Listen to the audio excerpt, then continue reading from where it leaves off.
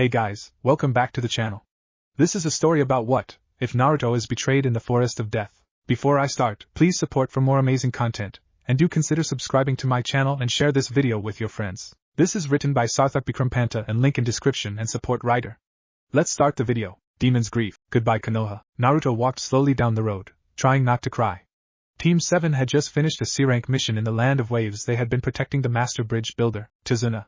Naruto had not liked Tazuna at first, but as they traveled and he understood Tazuna's situation, had begun to feel some empathy towards the man. But throughout the whole mission, both Sasuke and Sakura had been insulting him and making him feel worthless. He acted as if their insults merely bounced off without making an impact, but they did.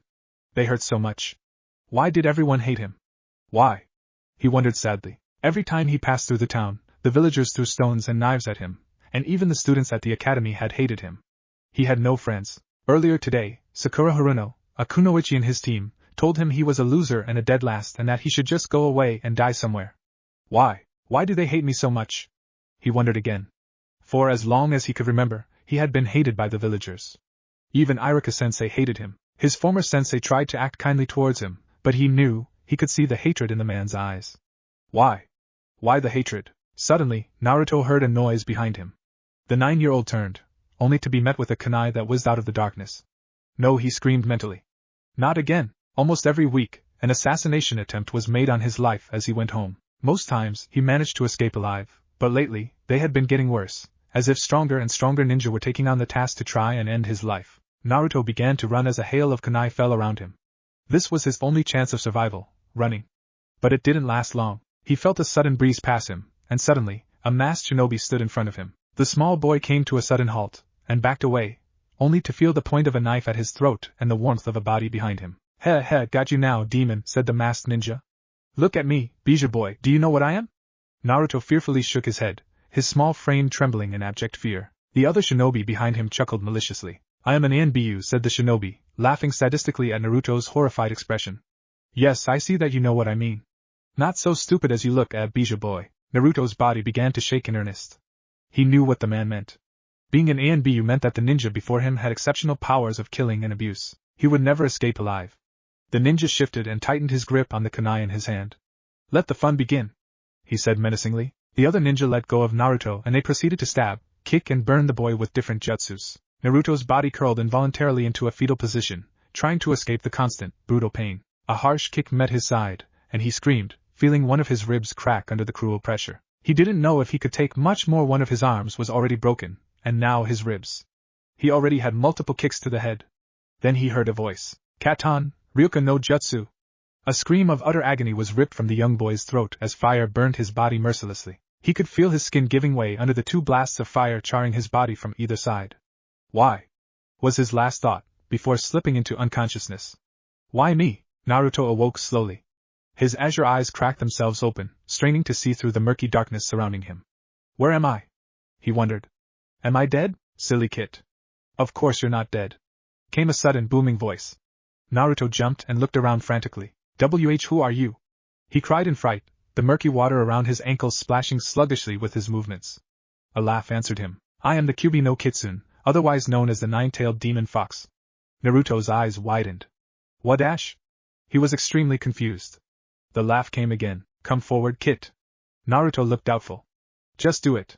Came the voice again. Naruto took tentative steps forward, until he came to a huge cage.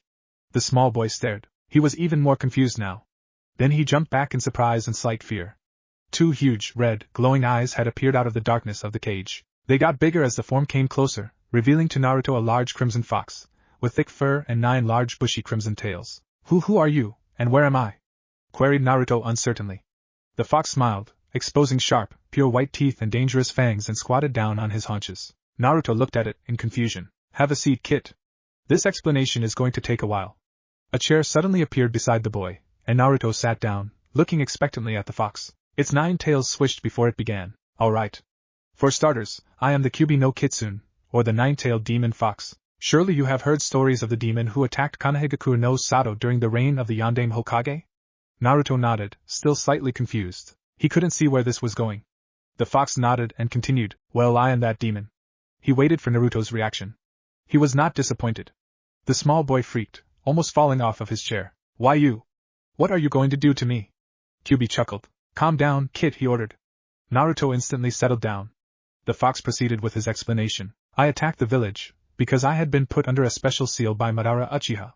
When I came to, I was inside you. I decided to watch your life from inside your mindscape, in other words, from here inside this cage. Naruto stared. This was his mindscape. So if Kyubi was in his mindscape, and the yondaime had sealed the demon inside a small child, then that meant that I am a Jinchuriki, he said out loud. The fox grunted in approval. Yes, Kit. You are indeed a Jinchuriki, a human sacrifice. Naruto nodded in understanding. Then his face fell. You are the reason why the villagers hate me, he stated quietly. Kyubi grew quiet, not knowing what to reply to the statement. I'm sorry, Kit, but I had no control over what I did. Also, you should not let their foolish hate deter you from becoming strong. Naruto nodded, new understanding dawning on his small face. He suddenly perked up again. Are there other Jinchuriki? Yes, replied Kyubi. There are actually 8 other Bijuu, but only 6 Jinchuriki. How is that? Asked Naruto. I would have thought that there would have been an equal number of Bijuu and Jinchuriki. Well, that is because not all of the Bijuu have been sealed. As I said, there are 8 other Bijuu besides me. I am the most powerful, being the Ninetales, and all the other Bijuu bow to my superior power. The line of Bijuu, starting with the weakest, is Ichibi no Shikaku, the 1 tails, Nibi no Bakeniko, the 2 tails, Sanbai no Kaide game, the 3 tails, Yambi no Saru, the 4 tails, Gobi no Iricom, the 5 tails, Rokubi no Namakuji, the 6 tails, Shichibi no Kabutamushi, the 7 tails, Itachibi no Kyogyu, the 8 tails, and myself. Naruto was, to say the least, awed. Wow, he said, looking dazed. Kyubi laughed, then grew serious. Kit, listen to me.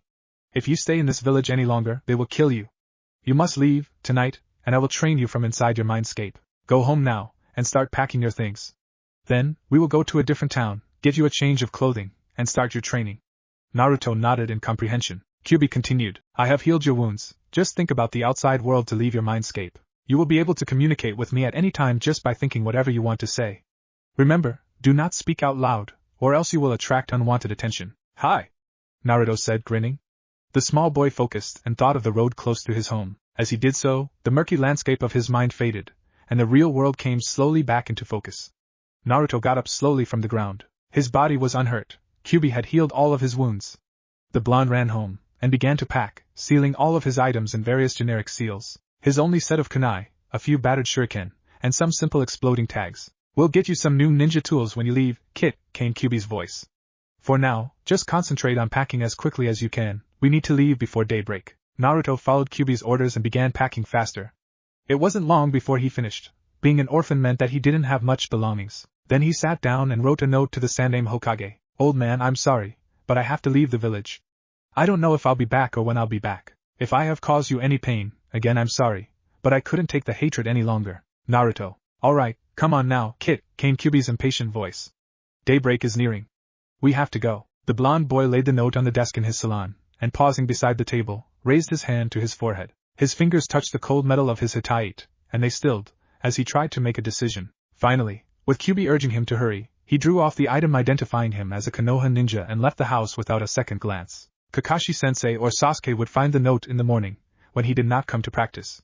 For now, he had to concentrate on getting across the border of the Fire Country. The boy ran with great speed through the town, leaping lightly from roof to roof as he went. He had to get to the gates as quickly as possible. If he waited until daybreak, the town would be awake then, and it would be harder to leave. The large iron-wrought gates of Konohagakure no Sato soon came into view. Naruto snuck out, making sure the ninjas at the gate didn't sense him. Or if they did, the only thing they would see would be a flash of orange and bright yellow. The blonde boy exhaled in relief as he passed the small ninja booth where the 2 jounin on guard duty sat.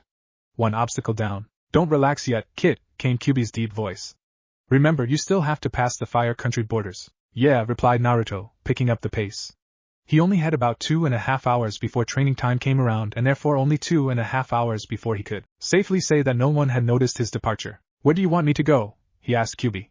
He had no idea which ninja village he should stop at first. Probably a smaller village, like Hidden in the Mist, or Hidden in the Cloud, said Kyubi, thoughtfully. I should opt for Hidden in the Cloud. You've already been to Hidden in the Mist, and so they know you there. We can't afford to let any ninja from Konohagakure to find out your location.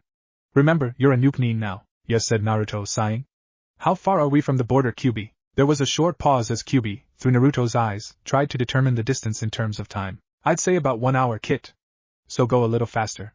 Wordlessly, Naruto began to run faster, pumping chakra to his legs in order to give him more impetus. He only had about 45 minutes before his training time. With that in mind, the blonde boy ran faster and faster, until the forest began to thin out into a sort of desert. Well done, Kit. You've come out of the fire country.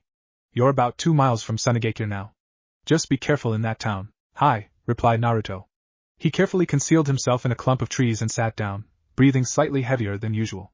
That sure had been a rigorous run. Why are you stopping, Kit? Asked Kyubi. Naruto's sweat dropped. Just because you're a demon and don't need to eat or rest for a long period of time, doesn't mean that I can do the same, he said, slightly exasperated. Kyubi snickered. Ignoring him, Naruto drew out 2 seals, one marked food, and the other marked water. He bit his thumb and swiped it once across each seal. With a faint poof, ninja rations, ramen and a canteen of water appeared on each scroll. Grinning hugely, Naruto picked up the ramen, but stopped when he realized he had no water. His face fell dramatically, and Kyubi began to laugh. Itada Kamisu, grumbled Naruto, picking up the ninja rations. Stupid Kyubi, he thought. Hey! I can hear you, you know, said Kyubi indignantly. Naruto smirked. That's the point. Naruto's chuckle filled the clearing as Kyubi grumbled about ungrateful hosts and cheeky little brats. The blonde boy finished with his meal, straightened and did some stretches, before repacking his scrolls and shrugging on his ninja backpack. Ready to go, he said excitedly to Kyubi. I'm not going to stop in Sunagakure no Sato. I have enough energy and rations to last me until I reach Hidden in the Clouds. Besides, I can't risk being seen, even though I don't know any ninja from Hidden in the Sand. My blonde hair is too distinctive. They would definitely remember me if Sandaime asked. And I'm not sure whether or not they noticed my absence yet. Remember, I'm the village demon, so they can't afford me just going off like that. Sandaime would also probably send some ANBU after me. True, remarked Kyubi, impressed at his host's reasoning. Well, let's get going. Naruto sprang up and began running again. While he didn't mention it to Kyubi, he was still slightly nervous that Sandaime would send ninjas to bring him back to the village, and even though he was stronger than he let on, he would still be no match for a trained jounin. He subconsciously went faster, his nervous mind urging him on. He soon passed Sunagakure no Sato, grinning with victory when the sand ninjas didn't even look his way. Mission accomplished, Kyubi, he said to his inner demon. He was met with snores. What? How could Kyubi sleep whilst he was running for his life? Naruto grumbled to himself, then decided to keep an eye out whilst he ran. You never knew what or who might stop you as you traveled. Already the desert was beginning to give way to shrubs and taller trees, not exactly a forest, but normal foliage. He was getting closer to Hidden in the Clouds. Oh, wake up, Kyubi, he called to his sleeping demon. No response. Wake up, he yelled mentally. The snores were cut off abruptly as Kyubi woke with a start. What? He growled. Damn that kid for waking him up like that. Naruto chuckled. We're close to Cloud, he told Kyubi. So I'm going to stop there. Alright, kid, replied Kyubi. Naruto approached the gates of the village, only to be stopped by the customary jounin ninja at the gate. Who are you, and where are you from? Queried the ninja blocking his way. Naruto looked him over. He was dressed in all black, standard black ninja pants, a black mesh shirt, and a black flak jacket with the jounin cloud symbol at the back. He wore his hataite around his neck loosely. My name is, Kyubi interrupted. Don't tell him your real name. Naruto continued with slight annoyance. Geez, couldn't Kyubi give him some credit? He had already thought of an alias, Akumahai, former Konoha nin. With a searching glance, the man stepped out of Naruto's pathway and gestured for him to enter. The blonde nodded, and entered the village, smiling grimly as he pondered his new name. Grieving Demon, it suited him. Naruto looked around at the village as he entered. It reminded him of Leaf, only on a smaller scale. He felt right at home. The only things missing were the Hokage Tower, and the glares and hateful comments from the passing villagers. But of course, he didn't miss the latter. You'd better stock up on your ninja supplies, Kit, commented Kyubi. Good idea, replied Naruto. He looked around. Now where was the ninja store? Ah, there it is. The young boy walked over to the store and entered it. His eyes widened. It was chock full of every possible shinobi tool he could have ever imagined. Kunai, shuriken, katanas, exploding tags, backpacks, soldier pills, makibishi, saman, everything he had ever seen or used, and a few more which he was unfamiliar with. Where to start? He mused. Probably with the kunai. He needed a good set. Naruto strolled down the aisle of kunai, picking out choice ones made of different metal and different uses. Some he could channel chakra through, others he could coat with chakra, and still others were made of a special metal that aided a shinobi's throwing technique. He browsed through until a special set caught his eye. They were obviously expensive, but he had lots of money, and this set would last him a long time. He picked them up and kept the others he had gathered along his way through the aisle. Next, the other aisle, he thought. Soon he had gathered quite an armful of tools, shuriken, kunai, senban, makibishi, and a series of exploding tags of different proportions. He had also picked up a few generic seals, and one special seal for an idea he had in mind. Suddenly Kyubi, who had been silent from the moment he entered the store, spoke up. Get the kodachi on your right. Naruto looked in the direction that Kyubi had pointed him in. His eyes landed on a slim-bladed sword with a black guard and gently curved contours. Kodachi, huh? What do you want me to get this for, Kyubi? He asked. I'm going to teach you kenjutsu, kit. The art of swordsmanship, he added, knowing Naruto was about to ask him the meaning of kenjutsu. Naruto shrugged and picked it up. Whatever, Kyubi must have a good reason. His arms full, he made his way to the front and laid the items in a heap in front of the proprietor. His pocket noticeably lighter, Naruto made his way across the street to the shinobi clothing store. His grin was obvious. It was time for something he had always wanted to do, but couldn't in Konoha, because no store would sell him proper shinobi clothing. To them, he was the demon of Konoha, and didn't deserve to become a shinobi. Naruto shrugged off the disturbing thoughts and entered the shop. An hour later, a completely different individual exited the shop. The blonde shinobi was dressed in standard black ninja pants, a black mesh shirt, and a black cloak that reached his knees. Instead of a hitite, a black silken cloth was wound around his head and tied at the back. He also wore combat boots, with weighted soles, and a small catch at the sides that released a small blade on the heel of the boot when hit. Black fingerless gloves adorned his hands with a pair of metal knuckles, and a belt was slung around his waist. Attached to the belt was a hip pouch containing his shinobi tools. A shiny kodachi was strapped to his back. The shinobi's face was concealed by a black mask that left only one blue eye visible and obscured all of his other features. His clothing showed off his muscled physique, telling every person who knew shinobi that this individual was one to be reckoned with. The figure stopped in the street, looking around. What next, Kyubi? Asked Naruto, scanning the street. Kyubi thought for a moment. Get something to eat, and some rest, then we'll look about staying in Cloud. Ordered Kyubi. Tomorrow we'll train. Okay, replied Naruto. The young blonde continued down the street, looking for a ramen shop. He soon found one and quickly entered it. In no time at all, he was sitting at a table in front of 10 steaming bowls of miso ramen, consuming them at an alarming rate. Naruto kept his eyes and ears out for any signs of danger while he ate, having learned the hard way from the Konoha villagers the merits of being wary. His efforts were rewarded. About 20 minutes after he entered the shop, on his fourth bowl of ramen, a tall, muscular man wearing shinobi's clothing under a daimyo's robes entered the shop. Naruto observed him discreetly whilst pretending to be wholly absorbed in his ramen. He was obviously an experienced shinobi. His tanned, worn face was littered with multiple scars, and black, piercing deep-set eyes roamed the shop quickly, searching for any possible spies, before leaning over the counter to speak in hushed tones to the proprietor. Naruto strained his ears, but couldn't hear. Kyubi, can you hear them? He asked. No, but you can, replied Kyubi. Naruto frowned ever so slightly down at his ramen. How? I tried straining my ears but I still can't hear. Kyubi chuckled. Not like that, kid. Just send some chakra to your ears slowly, or else you will get a headache from the influx of sound. Naruto focused, and willed some chakra to his ears. A cacophony of sound immediately met his more sensitive organs, and the Jinchuriki had to focus on the two voices by the counter. Still managing to look absorbed in his food, Naruto began to eavesdrop. Akumahai no, never heard of him. We'll see. The snatches of conversation only made Naruto more confused, and he retracted the chakra from his ears, preferring to meet whatever challenge awaited him head-on. Kit, I think that something may happen to you when you come out, remarked Kyubi. From his words, the daimyo probably wants to assess your level as a shinobi. They probably need to because they have no knowledge of an Akumahai. Replied Naruto distantly. He just hoped that if they sent shinobi after him, they would be either high chunin or low jounin level. He couldn't afford to fight at full power and advertise to everyone his latent strength. The blonde shinobi pushed away his 10th bowl of ramen and came to his feet, his hunger sated. The daimyo had left the shop moments before, and as Naruto passed the proprietor, the plump man gave him a long, searching look. As Naruto stepped out into the street, the darkness immediately swallowed him, concealing him from prying eyes. Naruto suppressed the urge to look around to see if he was being tailed, and without a glance at the shadows surrounding him, continued down the street, walking as if he had not a care in the world. As he reached the center of the street, where a few villagers still walked, Naruto's sharp eyes caught a slight, stealthy movement as a lone shadow detached itself from the other black mass of shadows. He was being followed. Someone's following us, Kit, said Kyubi, stating the obvious. Yeah, I know, replied Naruto. But I'm not going to fight out here in the open street. The blonde turned quickly down into a small, dimly lit street. After quickly checking that there was no threat around, he spun in the opposite direction to face his attacker. What do you want? He asked harshly, slipping into a taijutsu stance. He was going to use taijutsu only to defeat his opponent. He didn't want to waste chakra, nor show the entire shinobi world his true strength. The Kumo shinobi made no attempt at an answer. Instead, he lunged forward and began throwing powerful, high-speed punches and chops at various places on Naruto's body. Naruto easily dodged them all, parrying the blows with some of his own, and deciphering the mode of taijutsu. The man was obviously a taijutsu master.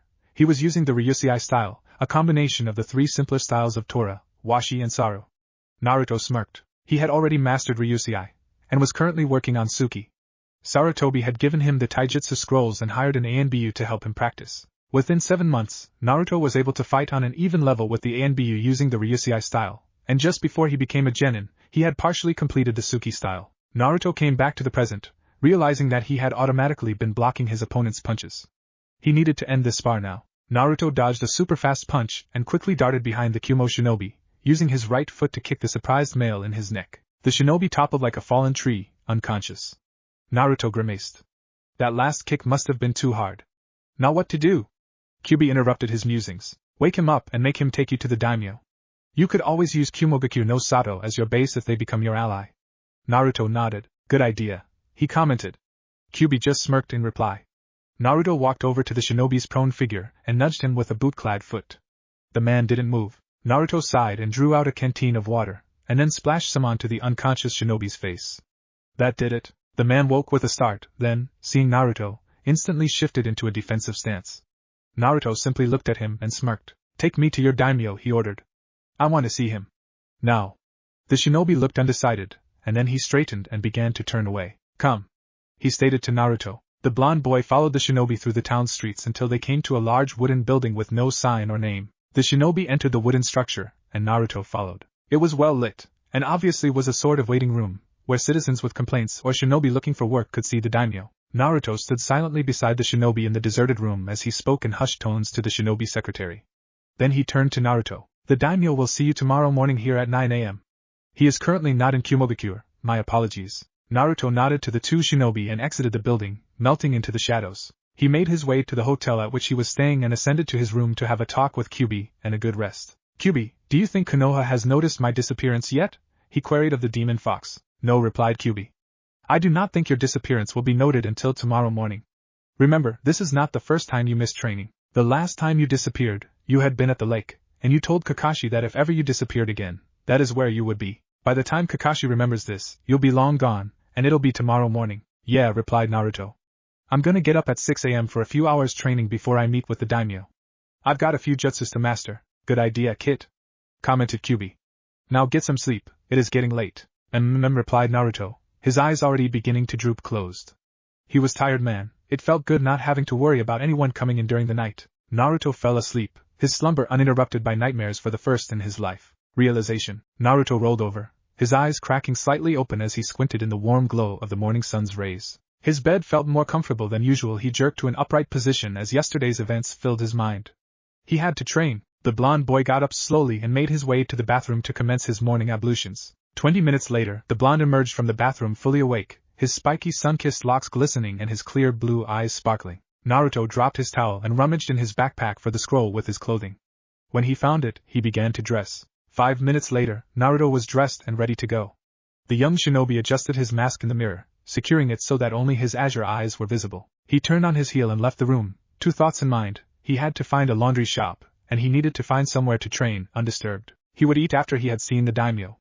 Naruto exited the hotel and entered the street, looking around for a laundry shop. When he found none, he shrugged and began heading out of the town in search of a training ground he could use. He soon found a series of training grounds on the edge of the town, away from the civilians. It was still early, so he had about an hour and a half to himself before any shinobi came out to train. Naruto rested his backpack against the base of a tree in the training grounds and began to train. First, he practiced throwing his new chakra knives and kunai, aiming them at the center of a circle he had carved into the tree. They had begun this exercise shortly before he left, and completed it. He could throw a kunai decently, but sometimes his aim was off. He intended to make sure he had 100% accuracy when throwing.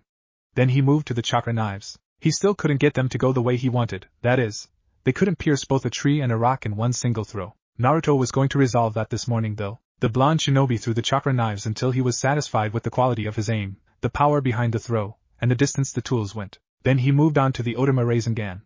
He had yet to perfect it. Naruto worked on forming the Rasengan as quickly as he could, aiming to improve his battle time. The longer he took to do a jutsu, the easier it would be to kill him. Then he sat down and drew out a scroll marked Chakra Separation Seal. Naruto had been interested in seals ever since he had gone to the library to understand the concept of generic seals and found a book on chakra seals. It was then that he understood that the tattoo on his stomach was a seal, but he didn't know what it did, and he had always forgotten to ask Sarutobi. But now he knew and there was no turning back. Naruto unfurled the scroll and surveyed it. This was his first scroll to be created. The chakra separation seal, he mused. It was an appropriate name. It would completely separate his and Kyuubi's chakra, and allow him to fully control all of Kyuubi's power should he need it, without gaining the physical form of a fox. With the seal, Kyuubi would be able to manifest himself, with Naruto controlling the amount of power he could have. Naruto looked back at the scroll. It was currently half finished, and he didn't know when he would complete it. He looked at his watch. About 40 minutes left. He picked up a reed pen and began to write kanji symbols on different parts of the scroll. He would make some progress on the scroll before he had to go to the daimyo. The blonde shinobi straightened, feeling his muscles pop from staying so long in one position. He checked his watch again. He had 5 minutes left. Naruto rolled the scroll, now littered with various kanji symbols, and tucked it away into his backpack. Then he made a few hand seals and disappeared from the training grounds in a sudden gust of wind. A few seconds later, Naruto stood on the main street of Kumogakure, revising the directions to the daimyo's office in his head. He began walking down a familiar road, taking turns every now and then as he remembered it from the night before. He soon stood in front of the drab building, surveying it coolly. He looked at his watch again. 9 a.m. It was time. Naruto took a breath, and stepped forward into the building. As soon as he stepped into the small waiting room, the shinobi he had met previously at the secretary's desk stood up and gestured for him to go into the room behind him. Hagaka-san is waiting, he stated politely. Please enter. Naruto nodded to him, and went through the blue door, shutting it quietly behind him. He turned around and looked at the room. It was sparse. Only a desk with a chair behind it, and another chair in front of it occupied the room. The blonde's eyes moved to the figure in the chair behind the desk.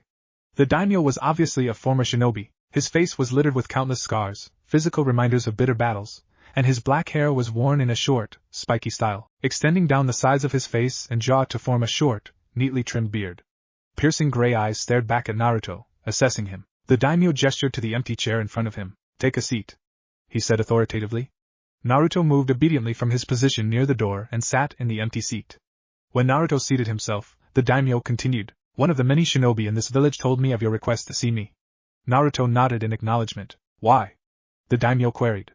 Naruto began. When I arrived in Kumogakure, I went to a ramen shop, as you might know, seeing as you were there. Ignoring the flicker of surprise that crossed the daimyo's face at his statement, he went on. I ate and left, but a Kumo shinobi followed me out and attacked me. I defeated him and revived him, then asked to see you. I want to know if I could be allowed to remain here. The daimyo looked thoughtful. This matter is out of my hands. You will have to see the raikage. The daimyo got up from his chair and exited the room, Naruto following him. The two males exited the building and headed for the raikage tower, set conspicuously in the middle of the town. When they reached the gate, the guards immediately let them through on seeing the daimyo. The daimyo and Naruto climbed a flight of stairs, and then walked down about 3 corridors, before they came to a halt in front of a green door. The daimyo raised a hand and knocked twice. Silence ensued, and then a deep voice came from behind the door. Come in. The daimyo turned the knob and entered the room. Naruto looked around. The raikage's office was extremely similar to the Hokage's, a simple desk and chair in the center, and shelves of books and scrolls lining the walls. The raikage was a powerful-looking man. His white-yellow hair was scraped back and combed neatly, and his handlebar mustache and small beard were neatly trimmed. He wore no shirt, exposing his well-developed chest and pectoral muscles, and a standard black shinobi's pants. Bushy eyebrows lay on his tanned, slightly wrinkled face over a pair of piercing black eyes. The raikage turned to the daimyo. Yes, Hagaku? He queried, slightly impatient. The daimyo bowed in greeting before beginning. Raikage-sama, this shinobi would like asylum in Kumogakure. There was no more to be said. The raikage turned his eyes on Naruto's black-clad frame. What is your name and age? He queried. Naruto prepared to answer. Don't tell him your real name, said Kyuubi suddenly. Duh, replied Naruto, annoyed. Why do you always have to pop in when you're not needed? He tuned out Kyuubi's indignant sputters and continued to speak. My name is Akumahai. I am 9 years old, and a former genin of Konohagakure. The raikage raised his eyebrows. 9 years old? Naruto nodded in reply. The raikage and the daimyo exchanged a look, and then the raikage turned back to the blonde. You may remain in Kumogakure if you wish. Only, please notify either myself or the daimyo of your comings and goings as a precaution. Naruto nodded in understanding. I will not become a Kumo shinobi, he began. But I will report to you and aid Kumogakure in any time of war. The raikage nodded. Thank you. Is that all? Naruto and the daimyo nodded. Hi, you are dismissed. Konohagakure. Where's Naruto, Kakashi-sensei? Asked Sasuke to his Jounin teacher. The masked shinobi raised his head from his precious Ika book. He's not here again. Kakashi frowned. Something was wrong. Naruto never missed more than a day of practice. He was too eager to train and master new jutsus. The famous copy ninja put away the orange novel and stood. Wait here, Sakura, Sasuke, he ordered his other 2 genin students. I'm going to Naruto's apartment. Sakura humphed. It doesn't matter anyway, Kakashi-sensei, she said disdainfully. He's just a good-for-nothing annoyance. I hate him. It would be good if he just disappeared or died. Right, Sasuke-kun? She asked her idol, turning adoring eyes on the last Uchiha. Sasuke, as always, ignored the hopeful Sakura. He replied. Kakashi gave the pair one last searching look and then disappeared in a swirl of leaves, appearing directly in front of Naruto's apartment. Kakashi shook his head. He truly loved Naruto as a son, but the villagers and quite a few of Naruto's fellow ninja, younger and older alike, hated him. Even Kakashi himself had entertained doubts about the demon boy becoming a shinobi, until he met the hyperactive Naruto. He shook his head again. He was ashamed to admit that he had favored Sasuke and Sakura over Naruto at the beginning, but a few months ago, he had come to his senses and tried to make up for it. The shinobi knocked on the door again. No reply. His brow furrowed. Why didn't Naruto answer his door? Was he sick? He immediately dismissed the idea. Naruto never got sick. The only time had ever missed training for an entire day was after a particularly bad week with Sakura and Sasuke's taunts, when he had gone to the Konoha lake to meditate and comfort himself. A feeling of intense dread began to build up in Kakashi. His instincts were telling him that something was very wrong, that he should check it out as quickly as possible. Since I am at his house already, I'll just go inside, he decided. Then I'll go to the Konoha lake. With that resolution in mind, Kakashi pried open the door to the apartment and stepped inside. It was deathly quiet. Naruto? Kakashi called. No reply. Then he noticed his surroundings properly, and he knew. He saw at the exact time that he knew. Naruto's house was always a chaotic mess, but it was extremely tidy, and a letter lay on the table on the lobby. Kakashi knew, before he even crossed the room to pick up the letter, that Naruto was gone. His heart sank as he noticed a shiny object under the letter. His Hitite. Naruto had rejected Konoha in the most effective way possible. The paper rustled as Kakashi's wobbly fingers fumbled it open. His heart sank more with every word, until a tear rolled down his masked face. I'm sorry, Naruto, he thought in sadness. If only he had seen underneath the underneath, as all excellent shinobi do, to realize earlier that Naruto was not a demon, but just a lonely child with no parents or friends and an entire village of civilians and shinobi who hated him. Kakashi looked at the letter again, perusing the words written in Naruto's barely legible handwriting. It had been addressed not to him, but to the Sandaime Hokage. Old man, I'm sorry, but I have to leave the village. I don't know if I'll be back or when I'll be back. If I have caused you any pain, again I'm sorry, but I couldn't take the hatred any longer. Naruto. I couldn't take the hatred any longer. The words echoed in Kakashi's head as the masked ninja exited the apartment and headed for the Hokage's tower. Where would Naruto have gone? How could he survive? Did he have money, a place to stay?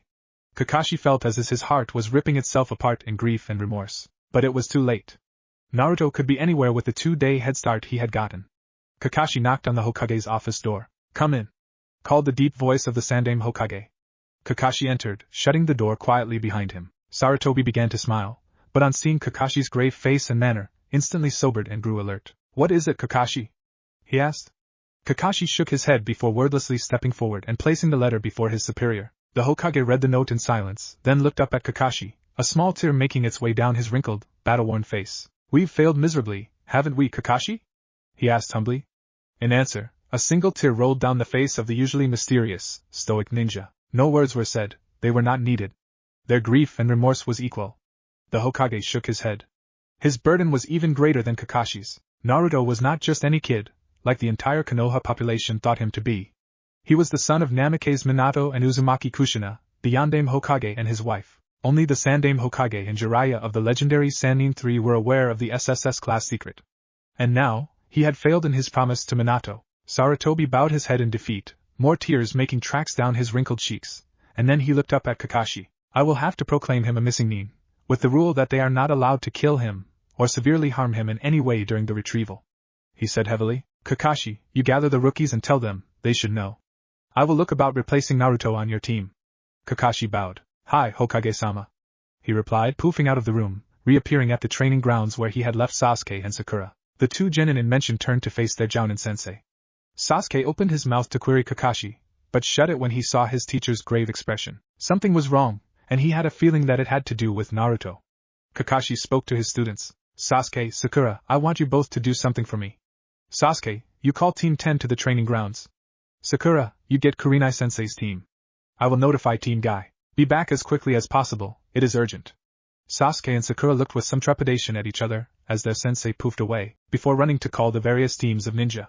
5 minutes later, the entire group of genin teams and senseis had gathered at the training grounds, all in a state of confusion. What could be so important and urgent that Kakashi had had to gather them all here?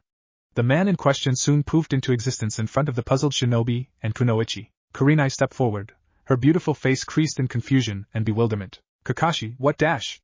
She began. Kakashi held up a gloved hand, halting her. He looked around at his fellow ninja before beginning to speak. This declaration is from the Sandaime Hokage. Uzumaki Naruto has disappeared and as from now, will be labeled a C-class missing nin. The reactions of Genin and Jounin were basically alike. Complete shock. Naruto? No way! Yelled Inuzuka Kiba in complete denial and bewilderment. Yeah! Joined in Tenten, Ino and Lee. The Mato Guy miniature lookalike continued his tirade. Naruto-kun is the epitome of youth. His being overflows with youthfulness. Naruto would never do such an unyouthful thing as leaving Konoha. The fuzzy-eyebrowed shinobi clung to his teacher, and the other ninja, expecting something horrible, were just able to look away in time. The two males clung to each other, screaming, Lee, Gi-sensei, Lee, Gi-sensei, Lee, Gi-sensei, Lee, Gi-sensei, Lee, Gi-sensei, Lee, Gi-sensei, Lee, Gi-sensei, Lee, Gi-sensei, Lee, Gi-sensei. Shut up! Yelled the suffering crowd of ninja. Enough was enough. They turned back to Kakashi. Hinata spoke up. Ayano, but Naruto-kun wouldn't do that, the Hyuga stuttered timidly, her small face showing her complete trust in the Uzumaki blonde. Kakashi shook his head. Sorry to disappoint you, but he really left. The copy ninja fished something out of his pocket. This is his Hittite. The group fell silent, the undeniable proof of the Hittite before them countering all reasonable arguments they could think of. But why? Said an anguished Kiba. Kakashi shrugged. He knew, but he didn't feel it was his place to disclose that fact. Sakura spoke up, her face filled with triumphant malice. Huh? Why are you looking so sad? He did us a favor. That annoying demon brat, I'm glad he's gone. He could be dead for all I care. A shocked silence met her harsh words. Ino stared at her former best friend. Why are you saying that, Sakura? She asked in shock. He's your teammate, plus he's never done anything bad to you. How could you say that about Naruto?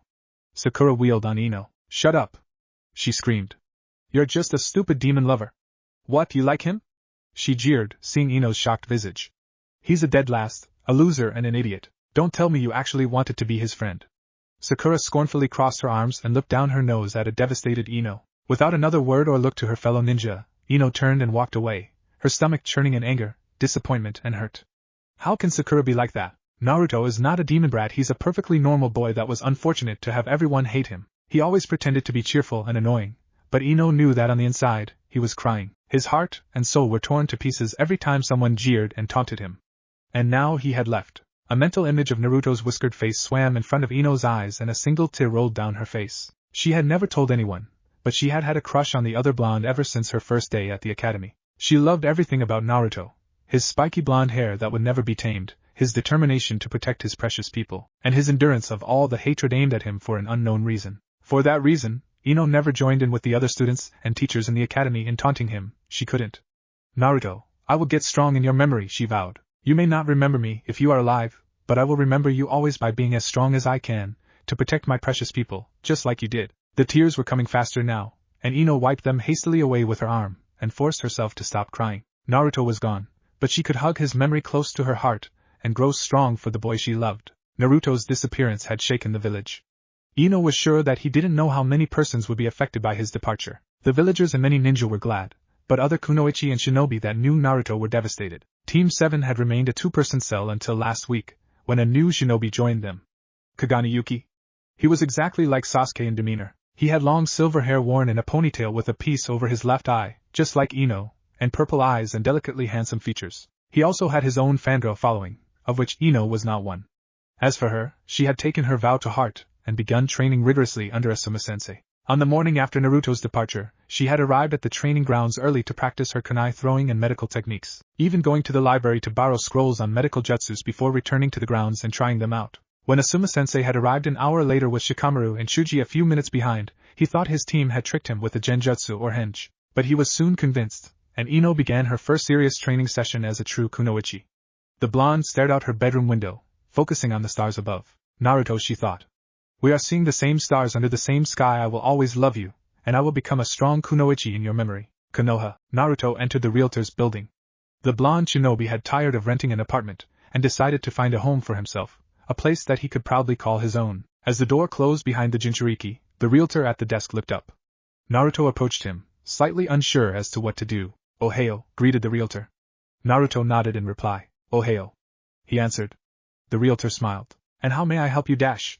Naruto filled in the obvious blank. "Akuma." The realtor nodded in acknowledgement, and continued. "How may I help you, Akuma-san?" Naruto took a breath. "I would like a house to purchase. Not too far from the town, but yet not too near to the border, with sizable grounds and at least 2 bedrooms. The realtor smiled in delight. "I have just the house for you then, Akuma-san," he said enthusiastically.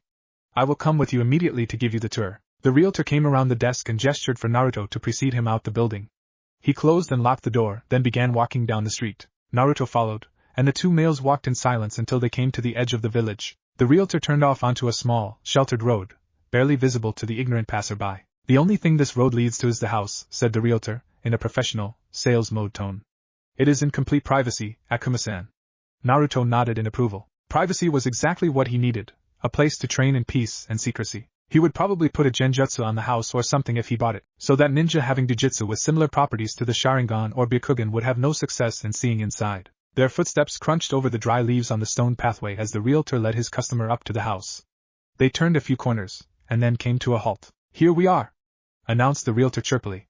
Naruto could only stare. The house was perfect. It reminded him somewhat of the main house on the Hyuga compound, except that it was exceedingly more beautiful. Exotic flowers and giant oaks lined the garden, and an elaborate, elegant koi pond, complete with masterfully constructed bamboo fountain and lilies, graced a corner of the property.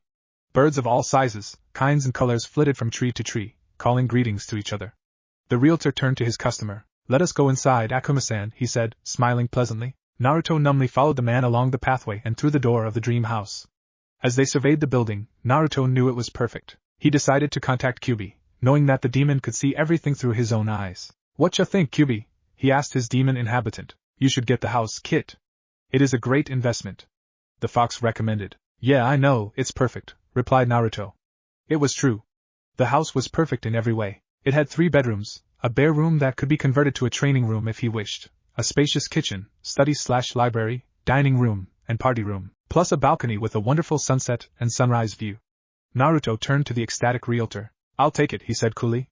The realtor's eyes gleamed, and Naruto could almost hear the cogs of his brains working furiously as they added up a profitable figure for the house. "Hi, Akuma-san, arigatou gozaimasu.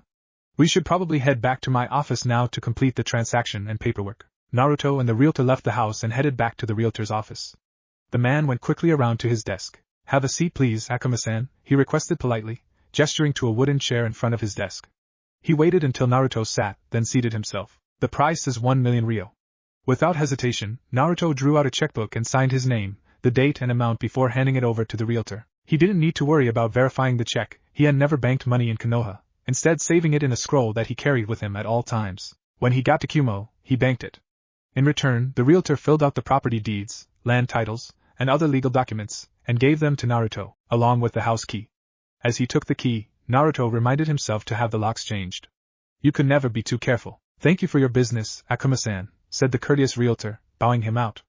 Naruto raised a hand in acknowledgement, and continued down the street. He had some house furnishing to do. Over the next few weeks, Naruto managed to furnish his new house to his satisfaction. He had even gone back to the ninja weaponry shop and purchased quite a few items to properly outfit his training room, and stock his supplies closet. He had also placed the jujutsu repelling genjutsu he had created on the house. It would do to have any shinobi or kunoichi spying on him. As the weeks lengthened into months, Naruto became a known figure in the streets of Kumogakure. Most ninja knew to leave him alone, knowing that he preferred solitude. But the children also knew that he would not be unfriendly to them and greeted him cheerily when he passed. Naruto, or Akumahai as he was known in Kumogakure, had quite a following of fangirls. He had never been so glad for the genjutsu as he had been the morning when he woke up to find almost all of Kumogakure's kunoichi endeavoring to see through his walls with jujutsu-similar binoculars and telescopes. Naruto had begun a rigorous training regimen the week after he moved in, and even worked on the chakra separation seal in his free moments. Sometimes he took on missions within Kumogakure, for example, escorting extremely important personnel and once, to test the Kumogakure's Chunin shinobi before they left for the Jounin exams in Konohagakure. Naruto had managed to master the Odama Rasengan, the Kokwanjyo no Jutsu, and the Shunshin no Jutsu, and in addition to the chakra separation seal, begun work on a jutsu he called Hiraishin no Jutsu. Basically, it was an updated version of the Shunshin. He had gone to the blacksmiths to get him to create some special seal-absorbent kunai that he had designed specifically for the Hiraishin technique. When Naruto had informed Kyuubi of the technique, Kyuubi had acted strangely. For the first time since Naruto had known the demon, it had actually looked shocked, and even a little intimidated. He had muttered something about like father-son, but Naruto didn't quite catch it, and Kyuubi stubbornly refused to repeat it. He didn't press the matter. He was too busy training and developing new techniques, mastering others he already knew, and trying to raise his chakra level so he didn't have to rely on Kyuubi's power. According to Kyuubi, his current chakra level was about equal to 3.5 taels of Kyuubi's own chakra. But Naruto knew that it wasn't enough. He wanted to be strong with his own chakra. He would only use the demon's chakra in desperate situations. Or maybe, never again. He could actually feel his chakra reserves growing with each month that passed. In no time at all, 2 years had passed, and Naruto had not left Kumogakure, nor had he heard anything of a missing nin named Uzumaki Naruto. All was well. The blonde shinobi stretched in his large, luxurious bed and padded barefoot to the adjoining bathroom to clean up before the day's training. Naruto stared at his reflection in the bathroom mirror, marveling at the changes that had hit his body as soon as he became 12. His golden blonde hair had grown quite a bit over the past 2 years, the front side bangs not quite reaching his chin, and the whisker marks had partially faded. His eyes now had a more feline slant to them, and he had overheard on Kunoichi Fangirl describing them as smoky blue bedroom eyes. He also had a fairly muscular physique from all the training Kyuubi put him through. His eyes moved to the black bracelets around each forearm and wrist and ankle, each weighing 150 pounds. There were 6 in total, so that meant that he was wearing 900 pounds? He had never really thought about it before. He dismissed the thought, and continued his lazy perusal of the changes his body had experienced. His body had experienced a major growth spurt sometime last year. He had shot up from about 46 foot to about 5 feet 0 inches, now on the taller end of the male height scale for his age. He had also progressed by leaps and bounds in his training, and the shinobi that now stood before the mirror was a far cry from the lost little boy who left Konohagakure at daybreak 2 years ago. His chakra had also grown. Now he had about 5 taels worth if his chakra was measured against Kyuubi's, and it was still growing. His thoughts were interrupted by Kyuubi himself. "Kit, you should leave and search out Kana," said Kyuubi to his host. Naruto raised his eyebrow. "Kana? Isn't that the famous sword master? Is that what made you so silent for the past week?" To be frank, Naruto had been not a little puzzled and worried at the demon's uncharacteristic silence over the past week. He knew Kana. He would not be worthy of wielding his kodachi if he didn't. Kana was the shinobi world's greatest swordsman ever. Kyuubi had told his host many stories and legends of the famous shinobi. Now he was telling Naruto to seek him out. "Why?" asked Naruto. Kyuubi growled in exasperation. "I can only teach you so much, you know," he explained. "I'm a fox demon, not a sword master. I want you to search him out. As you know, he has not been seen since about 15 years ago, just before you were born. You need to fully master your kodachi." "Oh, okay then," replied Naruto. He thought for a while. "When should he leave?" "Why not today?" suggested Kyuubi. "Today?" repeated Naruto thoughtfully. He pondered the idea before shrugging in acquiescence. He didn't have any missions, and his training was such that he could still do it whilst traveling. Plus he hadn't left Kumogakure in 2 years. He knew no one from Konohagakure would recognize either him or his chakra signature. He had changed too much. "So why not?" "Okay. I'll go today. But I'll need to notify the Raikage," he replied to his demon. The blonde shinobi packed some rations in a scroll, along with extra clothing, weapons and medical items such as various antidotes and bandages. He didn't really need them, because of Kyuubi, but the demon had begun training his body to heal without the aid of Kyuubi's chakra, just in case, and it was always handy to have the bandages if someone else hurt themselves. Naruto sat down to a healthy breakfast of rice balls and fish.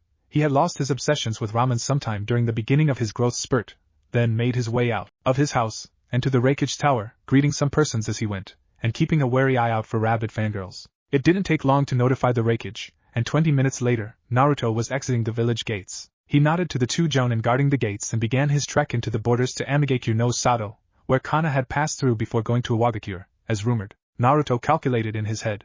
He didn't know where or if he was going to find the sword's master, but he would stop in Amigakure before Iwa to refresh himself. As the journey to Amigakure from Kumogakure was about 5 days long, the young shinobi traveled steadily for the rest of the day without any interruptions.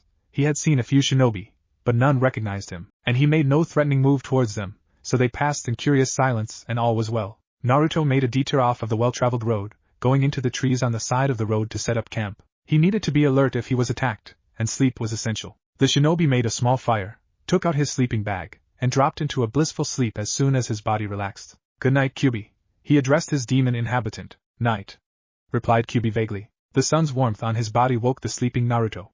The blonde's blue eyes cracked open and he sat up slowly, rubbing the sleep from his eyes. His body soon awakened, and Naruto folded the sleeping bag and secured it in its former position on his backpack. His breakfast was a quick affair, and he washed his face with a handful of water before shouldering his backpack and stretching.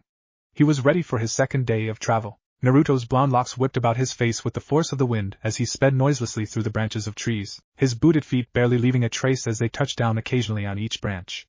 As on the previous day, Naruto traveled for a lengthy period before seeing anyone. It was around midday before Naruto's sharp eyes caught sight of a group of ninja. "Ninja up ahead, Kyubi," he told the demon. "Just greet them and be on your way," replied the fox. Naruto sent back a vague affirmative. His attention had been garnered by a kunoichi in the group ahead. It looked almost like one of his former Konoha acquaintances. Was it Ino? If it was Ino, then the group was most likely Team 10. The blonde shinobi's eyes flicked quickly over the ninja as he passed, nodding to Asuma as he went. His azure eyes rested on Ino briefly before Ino refocused on the path ahead and left them behind. Wow, was that Ino? He thought in surprise. She had obviously grown much stronger. He was surprised. He never thought Ino would become as strong as she obviously was now. She was also more beautiful, if that was possible. Naruto chuckled suddenly to himself. He bet Shikamaru was racking his brain for facts about him. He wasn't in the bingo book, he knew, and this would be the first time anyone outside Kumogakure would be seeing him. He hadn't left the village for 2 years. Have fun figuring me out, Shikamaru, thought Naruto amusedly, as he picked up his speed slightly.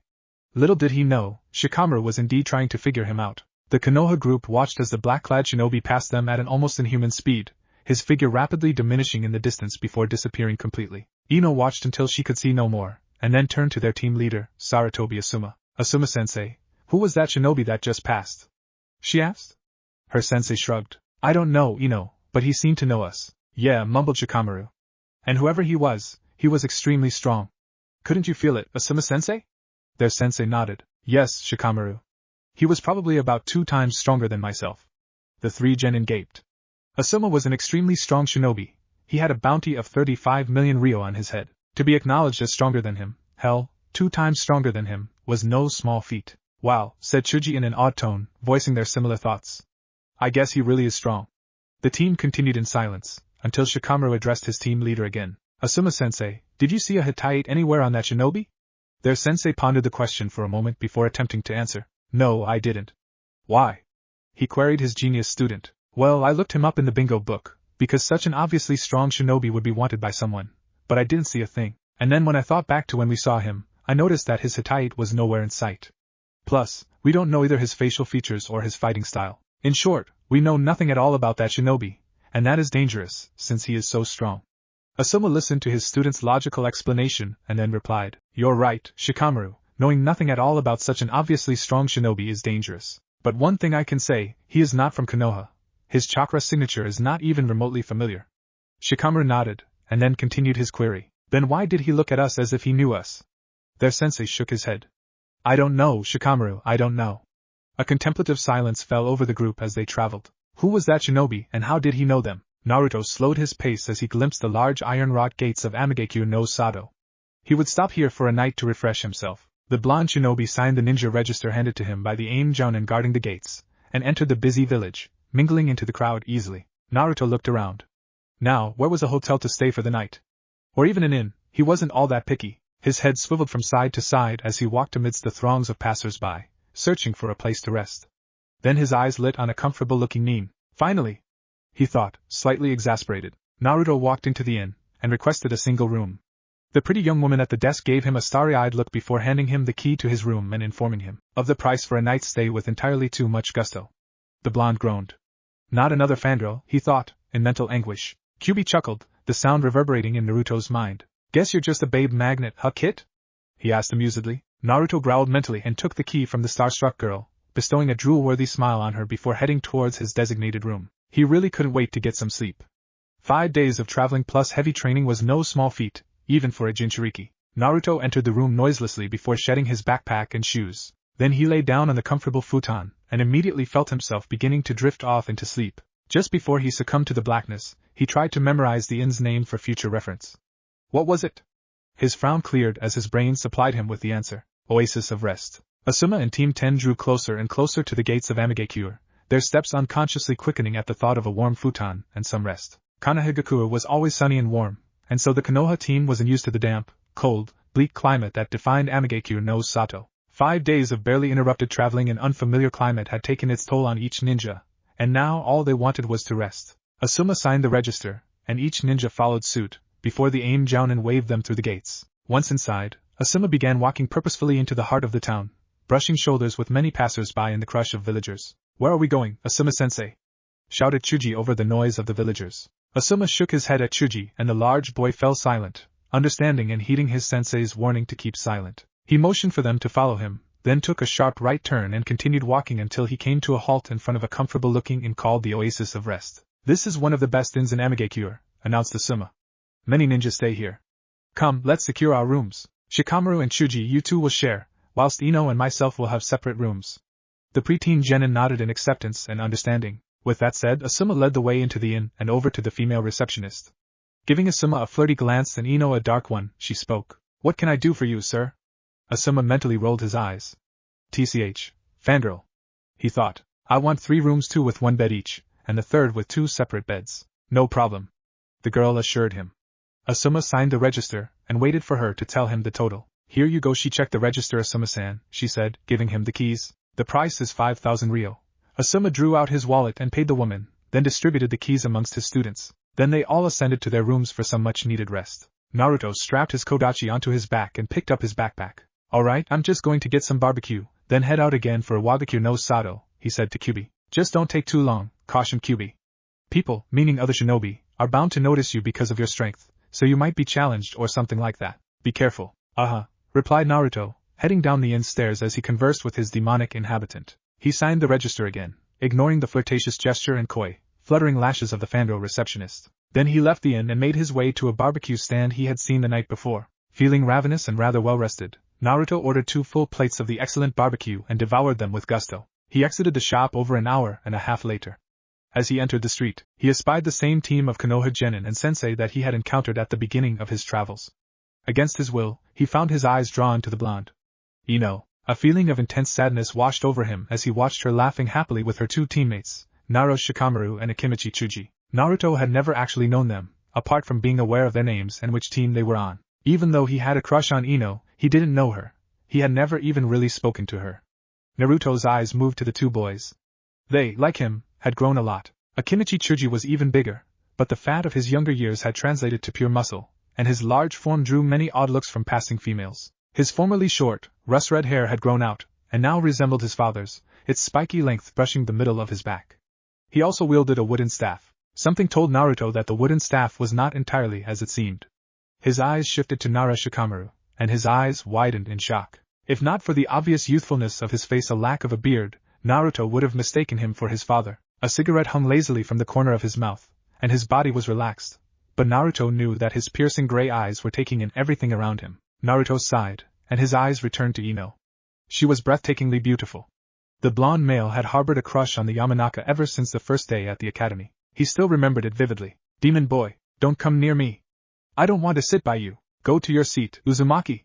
The harsh, strident tones of Yamano Irika, his academy teacher, cut through the jeers and taunts of the young boy's tormentors. Pained azure eyes looked up at his teacher before the 8-year-old walked slowly to an empty seat at the center of the classroom. The seats around it were all deserted.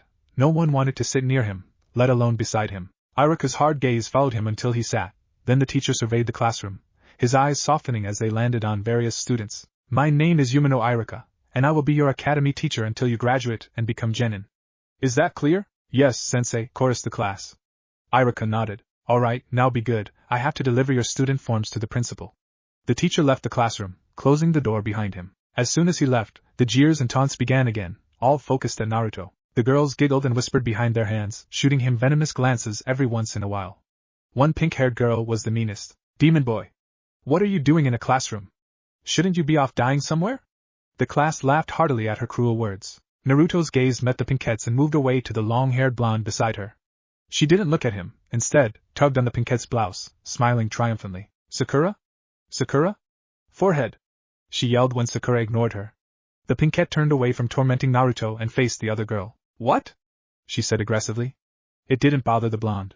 She grinned even more. "Sasuke-kun looked at me. He likes me more than you." Sakura let out a shriek of fangirl fury, and the 2 girls battled it out with insults until the other fangirls realized what they were arguing about and joined the disagreement, screaming about Sasuke-kun. Naruto couldn't tear his eyes away from the blonde. She was so pretty. Suddenly, she looked straight at him, and he flinched, ready to receive a cruel smirk and rude comment, but she smiled, a small, beautiful smile, and he realized she had distracted Sakura from tormenting him. The small blonde boy smiled tentatively back, and they both turned away before they were caught. Then Iruka came back, scowling at Naruto, and his hell of a life began again. But he never forgot Ino, or that moment. Naruto came back to the present. He sighed again. That was why he had had a crush on her for so long. But she didn't like him romantically, she didn't even notice him, her attention was all on Sasuke-kun. The blonde shinobi looked back at the team. He had unconsciously followed them into a slightly seedy part of town. Then a cry rang out, and his eyes widened, and he shifted into full attack mode, becoming the dangerous shinobi he was. They had been attacked. 3 shinobi had accosted the team, one occupying both Shikamaru and Chuji, and the second, obviously the leader, Asuma. The third one had thrown a bucking Ino over his shoulder, bound her hands and ankles with chakra rope, and sped away. Naruto frowned. That shinobi was not getting away. Maybe if it was Sakura, but not Ino. Naruto left the shadows he had been in, and sped after the ninja, vaulting rooftops and walls as he pursued the kidnapper. Within minutes he had caught up to the ninja. Ino's eyes widened as she recognized the shinobi pursuing them. It seemed that her kidnapper also realized, because he stopped and placed her on the ground behind him, drawing a kodachi. The other shinobi didn't hesitate at the sight of the kidnapper's weapon. Instead, he drew out one of his own, and the two began to spar, kodachis clashing hard enough to create sparks. Ino took the chance to study her kidnapper and would-be savior. She looked at the kidnapper first. She might have to identify him if he was apprehended. His appearance was that of a missing nin. The first thing she noticed was his clothing and lack of hitate, combined with his menacing aura. He had bright orange hair, and wore a blue wide-collared shirt, with blue arm warmers, knee-length loose pants with bandages calves and dark blue shinobi sandals. He wielded his sword expertly, but he was obviously no match for the other shinobi. Ino's gaze moved to the other ninja, recognition dawning in her eyes again. It was that same shinobi she saw on the way to Amigakure, she was sure. He was hot. Bright, spiky blonde hair spilled over the sides of his face and down the nape of his neck, and a black silken cloth graced his forehead instead of a hitate. She frowned slightly. Did that mean he was a missing nin? This was the second time she was seeing him, and she had yet to see any trace of a hitate, even a scarred one. She continued to peruse the unknown shinobi.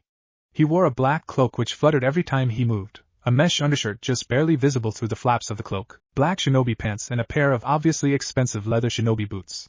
His hands were covered in black fingerless gloves and metal knuckles. The skin of his face was tanned, well, the small amounts that she could see, since he wore a face mask that covered everything except his azure eyes. Suddenly, she heard the sound of running footsteps behind her, and she tensed and spun, but relaxed when she saw the other members of her team. They all looked relieved to see her unhurt, but then looked shocked when they recognized the shinobi fighting her kidnapper. Him again? Asked Chuji in amazement. Is that weird or what? They murmured words of general agreement, and then Ino turned to Asuma. Asuma-sensei, I have a feeling that he is a missing nin himself. Even now I haven't seen a hitate, and I got closer than before. Asuma nodded thoughtfully. He had come to that conclusion himself before. But there was still one question. How did he know them? Ino looked away from her sensei and refocused on the battle. She gaped. It was over? The kidnapper was lying on the ground bleeding profusely from a fatal wound. Her savior walked over to the team. Did you get any information on these shinobi's identities? He asked. Ino shuddered mentally. His voice was deep and smooth. Asuma nodded, and shifted his cigarette so he could speak clearly. That one is Fuso, the other two were Edo and Sujite. All missing nin from Iwagakure no Sato. B-class. The stranger nodded and began to turn away, but Asuma's voice stopped him. Thank you, he paused, waiting for identification. The stranger half turned away before filling in the blank. Akumahai. You are welcome. Then he walked away at a sedate pace, quickly blending into the crowd of villagers who had gathered at the scene, leaving them to look after him in puzzlement. Asuma looked at the 3 genin. Well, are we ready to leave? They nodded, and Team 10 set out for Iwagakure. They had a mission there, to protect the daimyo. It was a B-class mission, and the sooner they got there, the better. Naruto's tense body relaxed as he disappeared into the crowd of excited villagers. He let a grim smile spread across his masked face at the thought of the dead shinobi who had attempted to kidnap Ino. It disappeared, however, when he realized how stupid he had been. Kyuso! He cursed mentally. Now Asuma's curious about me. I bet the next bingo book will have an Akumahai in it. Exactly, Kit, said Kyubi wryly.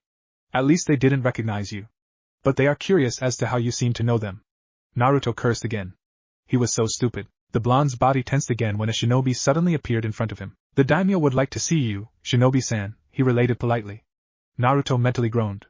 What was it with him and daimyos? Wordlessly, he followed the shinobi messenger to the daimyo's office. The daimyo met him at the door. Come in. He paused, realizing that he had no name for the shinobi that stood before him. Akumahai, filled in Naruto. The daimyo nodded. Come in, Akuma-san. Naruto followed the man into the comfortable office, sitting down on one of the many embroidered chairs in the room. After settling himself, the daimyo began. I would like to reward you, Akuma-san, he began. Naruto's eyes grew more alert, and he scanned the daimyo. He didn't seem like a threat. The daimyo was obviously a former shinobi gone to seed. He wore civilian's clothing under his green robes. He was of average height, and slightly pudgy. His short black hair was neatly cut, and a small black beard was on his chin. Piercing blue eyes stared at Naruto. My name is Garaki Nero. Naruto nodded, noticing a piercing on his left ear. Maybe he should get one. He considered it more seriously. He would get one. Pay attention! Yelled Kyubi from inside Naruto's mindscape. Naruto refocused and began to listen. They were shinobi that plagued this village for 5 years. We hired countless shinobi to kill them, but they never ever survived against them. That is why I wish to give you this. The daimyo held out a medium-sized scroll. Naruto reached out and took it, looking at it with slight suspicion. You can open it, said Kyubi. They don't know you're a Jinchuriki, so anything that might be dangerous to a normal person would not affect you. Naruto deftly opened the scroll, and his eyes widened. The daimyo smiled. Yes, it is the summoning contract for ravens. It has not been used since the death of my brother, the famous Raven Ryu. Naruto began to hand it back, but the daimyo stopped him. No, keep it. I understand that you are a missing nin, but I have powers of intuition, a gift I was born with.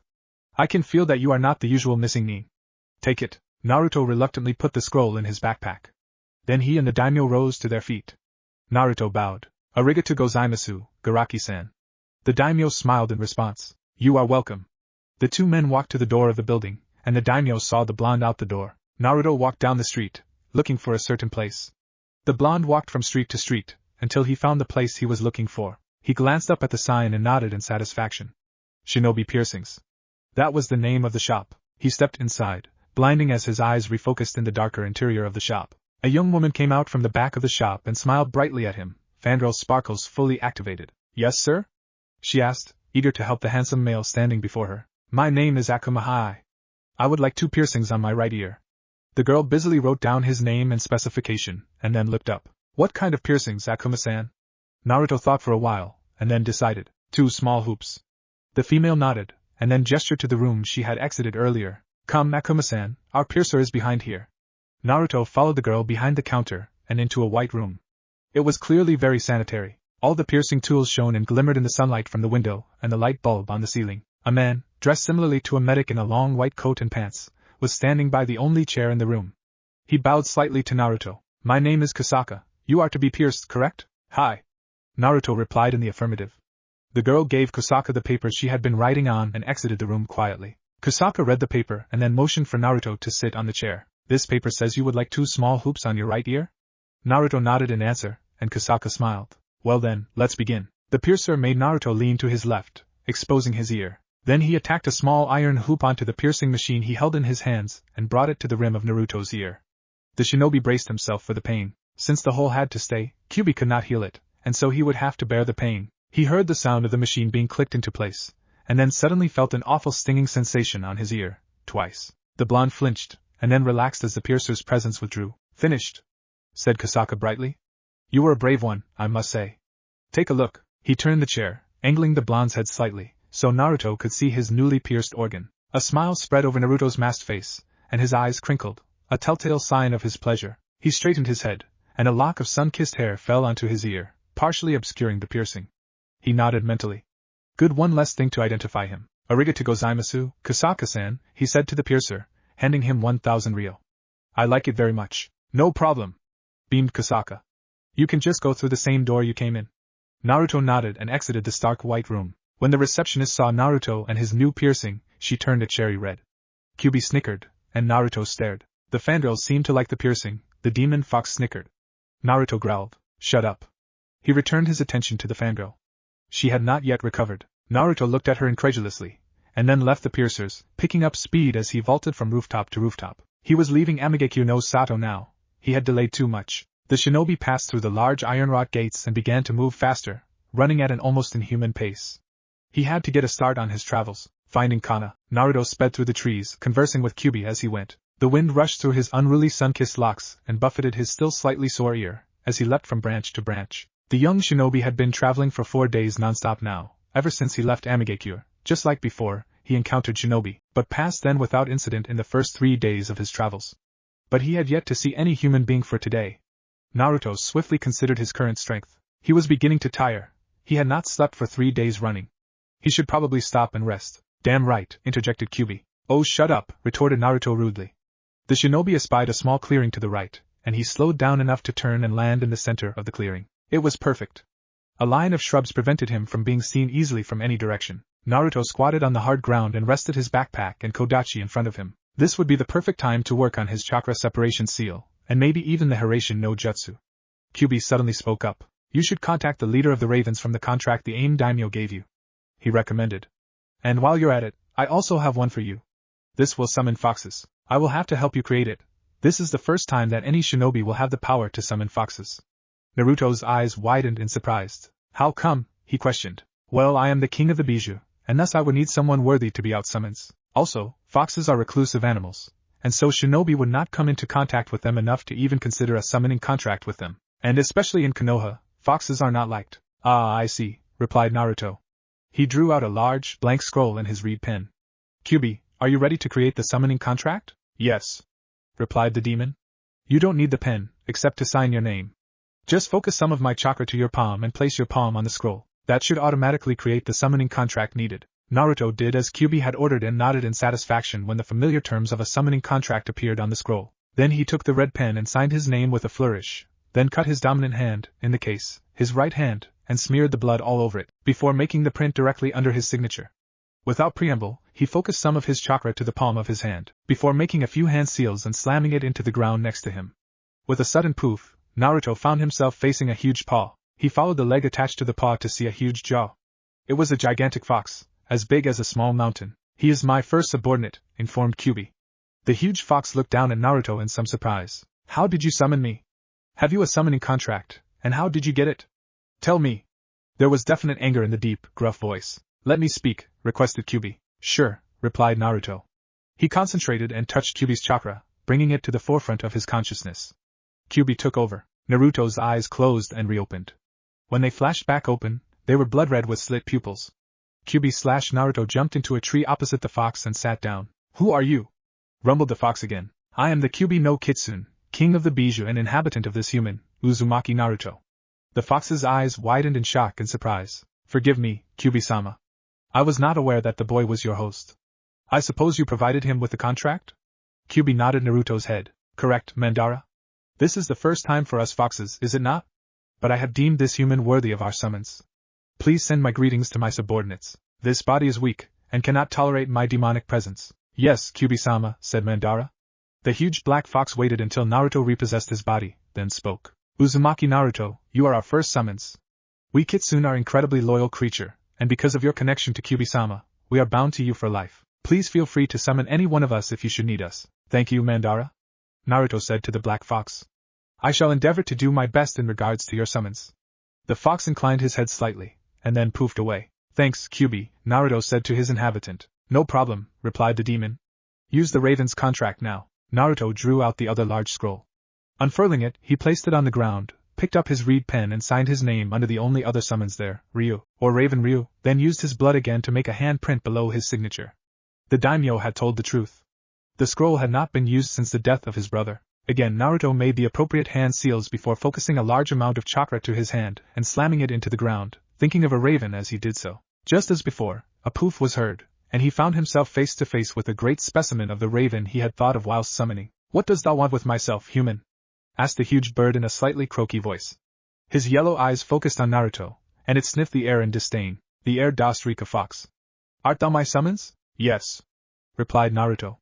As you might know, Ryu, your previous summons, is dead, has been for at least 10 years. This contract was entrusted to his brother, who in turn gave it to me. My name is Uzumaki Naruto, former Konohagakure shinobi. The raven looked at Naruto with new respect. So that is the reason why I have not seen Ryu for so long, it commented, then continued. Uzumaki Naruto, thou art the current summons. Use our services well. My name is Karen, and I am the leader of ravens. Naruto bowed. Thank you for your acceptance, Karen-san. I will endeavor to be as good a summons as possible. The raven looked at Naruto through beady eyes and ruffled midnight feathers slightly, and then nodded, as if satisfied, and poofed away. Naruto collapsed to the ground. Wow, that really depleted my chakra supply, he said to Kyubi. Well, that is to be expected, said Kyubi in reply. You are lucky to be still conscious, let alone with chakra left. most shinobi would have fainted by now. The demon paused, then continued, I want to add something to your training. Gather chakra to your feet, just as if you are about to walk on water, and attempt to walk in the air. It may help you if you circulate the chakra on the soles of your feet. This will be hard, but not too hard, as you are already wind-natured. When you are able to stand, try to walk. Naruto sighed. His training was already rigorous. Now this, however, he did as he was told, and began pushing chakra to his feet, circulating it as Kyubi suggested. To his surprise, he almost immediately began rising in the air. I did it, he said to Kyubi.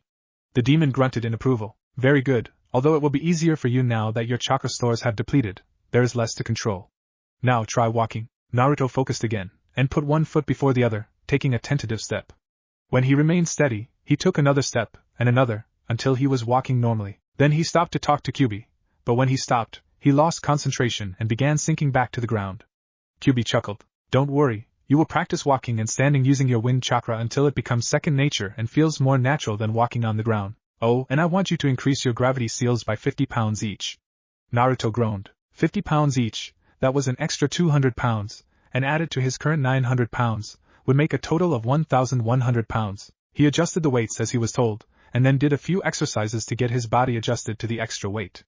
Naruto drew out a kunai and threw it at a random tree. His aim was perfect, and the speed of his throw was just a little slower than was normal for him. Then he sprang into motion, kicking the tree with one foot first, then the other. He nodded in satisfaction. His body had become somewhat accustomed to the weights. Naruto returned to his backpack and rested his body on the ground. He packed up the scrolls and reed pen before casting a genjutsu over the area so he could rest without the risk of being discovered. He needed the rest, especially after those 2 summons and the air exercise. Naruto slowed down as the terrain changed to a rocky, mountainous slope. It was harder to air walk when there were so many rocks, and so he had been forced to wrap his entire body in chakra and rotate it, so his air walking depended solely on the air around him and not the type of ground below. He was nearing Iwagakure no Sato. The blonde shinobi leapt nimbly from rock to rock, discarding the air walking technique, and swiftly ascending the mountain. He had heard that Kana was somewhere in these remote mountains. Naruto suddenly stopped. Somewhere was the key word. There was no way he could possibly search out all parts of the mountains and still find Kana in this lifetime. It was impossible. A thought occurred to him, and he smiled. Focusing chakra into his right palm, he slammed it into the ground, focusing on a raven in his mind. Immediately, a medium-sized raven stood before him. The black bird inclined its head, surveying Naruto from out of its beady eyes. What dost thou wish thy humble servant Taka to do, master? Asked the raven. Taka, I wish you to search these mountains for the swordsman named Kana. You may call on other ravens of your acquaintance if you wish. I shall be right here when you have finished. The raven ruffled its feathers and bowed his head. Understood, Uzumaki-sama. A small poof was heard, and Taka turned to the raven beside him. Olga, Taka. The 2 ravens greeted each other, and then Taka turned back to Naruto. This is Olga. She will be aiding me in my task, Uzumaki-sama. Naruto nodded in comprehension. Nice to meet you, Olga. You may go. The 2 ravens flew off instantly in a flutter of Stygian wings, disappearing rapidly from sight. Naruto turned his attention to his other task and began refocusing chakra to his hand. Then he repeated the earlier process, thinking of a fox as he did so. Sure enough, a small black fox appeared with a poof. Naruto looked at the 2 foxes. What are your names? He queried. The black fox stepped forward. I am called Erasure, Uzumaki-sama. The other one stepped forward also, and I am called Kazama. Naruto nodded, and then spoke. Erasure, Kazama, there is a swordsman, a human named Kana, living somewhere in these mountains. Please see if you can find him. I will be waiting right here for you. The foxes nodded in unison. Hi, Uzumaki-sama, they chorused, before loping away, noses to the ground. Naruto climbed a bit further up the slope to a flatter place, and then squatted down, drawing out the chakra separation seal. An idea had just come to him, and he needed to get it down. The blonde surveyed the scroll with satisfaction and a strong sense of achievement. The scroll was halfway finished. He could hardly wait until he completed it. It would be his magnum opus, his masterpiece. The shinobi worked for hours, until the midday sun shone hotly down on the lone figure. Then a raven and a fox simultaneously appeared in front of him. They looked at each other, and then turned back to Naruto. I have found him, stated Erasure. Myself also, added Taka. Naruto thanked them, and then asked them to lead him to the swordsman. It was time. The blonde absent-mindedly followed his 2 summons through the rocky terrain, noticing vaguely that his surroundings were becoming more and more remote, as if the swordsman's location was a great deal off from civilization. Naruto was broken from his musings when the fox in front of him halted. The preteen looked up, only to see a black-clothed man standing in front of him. He had only time to think Kyuso, and then the stranger flew at him, long black hair fluttering behind him. Then, in a flash, his opponent drew a shiny, double-edged kodachi, and he knew. This man was Kana. Naruto quickly drew his own kodachi, and began countering the other's thrusts, and even going so far as to endeavor to thrust at his opponent, choosing to switch from defensive to offensive. The two males fought for at least 5 minutes, thrusting and parrying at lightning speeds. Naruto felt exhilarated. He was at home, wielding his kodachi. But his body was beginning to tire. He could not keep this up for much longer. Just as the thought crossed his mind, his attacker leapt back lightly, balancing with precise grace on the balls of his feet. Then he bowed. Naruto, panting slightly, could only stare in confusion at the other man. What? His opponent spoke, effectively drawing his attention from his baffled thoughts. Congratulations. His voice was deep, and held a slight note of amusement. Naruto stood. Congratulations? He repeated in his mind, incredulous. Then a burst of laughter issued from his lips, noticeably startling the other. The Jinchuriki laughed for a full 30 seconds before managing to control himself. Meeting the other's eyes, he grinned. Sorry, but to say congratulations after you attack me with such ferocity is absurd. May I ask why you congratulate me? I already know your identity. The man raised an eyebrow, his surprised look replaced by one of slight curiosity. Oh? And who might I be? Naruto's eyes narrowed imperceptibly as he answered in a serious tone. Kana, the greatest of swordsmen in the shinobi world. Kana let a self-deprecatory smile cross his face. The young boy was indeed smart. He already knew what he was here for, but he didn't know the other's name. And why did you congratulate me? Queried Naruto patiently. Kana smiled. I was congratulating you on being able to withstand my attack for more than 5 minutes. Even though you are obviously a beginner, you must be quite ardent and exceptional at handling your kodachi. Naruto smiled. Training so long and hard had paid off. Yes, he replied. However, I know that I am nowhere near exceptional, and I do not know the identity of my kodachi, which is why I am here. And my name is Uzumaki Naruto, former Leaf Genin, currently a C-class missing nin. Kana raised an eyebrow. You are not a C-class missing nin, he commented.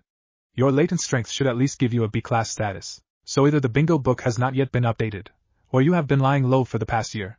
Naruto smiled enigmatically, his eyes crinkling above his mask. So what do you say, Kana-san? He queried. Will you teach me? Or will you refuse? Kana already knew his answer. Turning away, he threw the words over his shoulder. Come. You will be a master of your kodachi, legendary thing that it is. And thus began Naruto's training with the legendary Kana. Naruto sat panting, underneath the shade of a convenient tree in Kana's private training grounds. His rapid breaths unconsciously slowed as he let his mind revert in time to the beginning of his training, when Kana had made him aware as to his kodachi's history and identity. Kana had told him of a kodachi wielded by a shinobi called Damoratsum during the First Great Shinobi War. The kodachi, Shin, was famous for its double-edged blade. The blade had 2 edges, a white edge that drained chakra, and a black edge that looked somewhat like black fire and was fatal to whoever it cut. The katana had disappeared on the battlefield. When Damora's body was found, the kodachi was nowhere to be seen, and had not been found for centuries, and had almost become a myth. However, the katana had one quirk: it chose its wielder. The person who it chose as its wielder would see it in all its glory, and other persons would only see a normal kodachi until its true wielder grasped it. Then it would reveal its true double-edged form. It had chosen Naruto. Naruto was the chosen wielder of Shin. Not even Kana himself could wield Shin. It had been about a year and a half now, and he had completed the Hiraishin no Jutsu and air manipulating technique, and 3/4 of the chakra separation seal, plus mastering some other, simpler jutsu. He could remember Kana's tone as clearly as if they were conversing right now. Naruto, Kana began in a mysterious tone that Naruto would quickly come to recognize as reluctant admiration. You impressed me greatly with your mastery of Shin when we met. Frankly, for someone your age, mastery of a kodachi, and one that great, at that level would be regarded as the work of a prodigy. The blonde smiled in recollection of the elation and gratitude that had filled his chest, giving him a buoyant feeling. It was the first time someone had complimented him on the results of his hard work. He returned to his memory. Because of this, Kana continued, I will endeavor to train you, and make you into the greatest of all swordsmen, greater than even myself. You have the potential, he continued, seeing Naruto's incredulous eyes. When I was your age, I was nowhere as proficient. A distant voice, rather urgent in tone, broke Naruto out of his musings. He focused on the voice. It was Kyubi. What was he saying? Kana is calling you, Naruto. The fox sounded exasperated. Naruto nodded, heading back to the present world. His sensei was probably ready to spar again. Naruto blinked azure eyes, looking up at his teacher. I assume we are ready to begin again? He queried, grinning slightly, although this was only shown by a crinkling of his eyes. Kana smiled and nodded in reply. Yes, Naruto. He rumbled. We are going to test your proficiency on the sword moves we have gone through previously. Do not let me down. The blonde preteen jumped to his feet, his whole frame radiating eagerness. Of course I won't let you down, Kana-sensei, he replied quietly, reassuringly. I think I might even surprise you. Kana said nothing in reply, but knew very well that it might indeed be the case. Actually, Naruto had been surprising him from their first encounter, especially when he found out the boy's true age. Returning to the present, Kana got into a fighting stance and readied himself for the staggering attack he knew was sure to come. What attack would he use first? His question was soon answered. Naruto charged forward gracefully, his pliant body flexing with the strangely feline run he had adopted since coming to train with Kana. Odori no Rasensuki. Kana smiled to himself. He had had a feeling that the blonde would attack with this particular style first. It was one of his favorites. Naruto flew at his teacher and the two males began an intricate sword dance, their respective katana flying through the air at speeds so high only a dijutsu similar to the Sharingan could follow it. Within 20 minutes they had completed the sword dance, thrusting and parrying like true masters of the sword. Then Naruto switched dances. Odori no Tsurakasuki. The two opponents subtly shifted stances, and the intricately beautiful dance began again. This one was more elaborate than the previous dance, having more sword flourishes and footwork. Kana was, to say the least, impressed. This dance was the hardest of all he had taught Naruto, and the young blonde had mastered it. With a few years of experience under his belt, he would easily surpass Kana. His eyes widened slightly.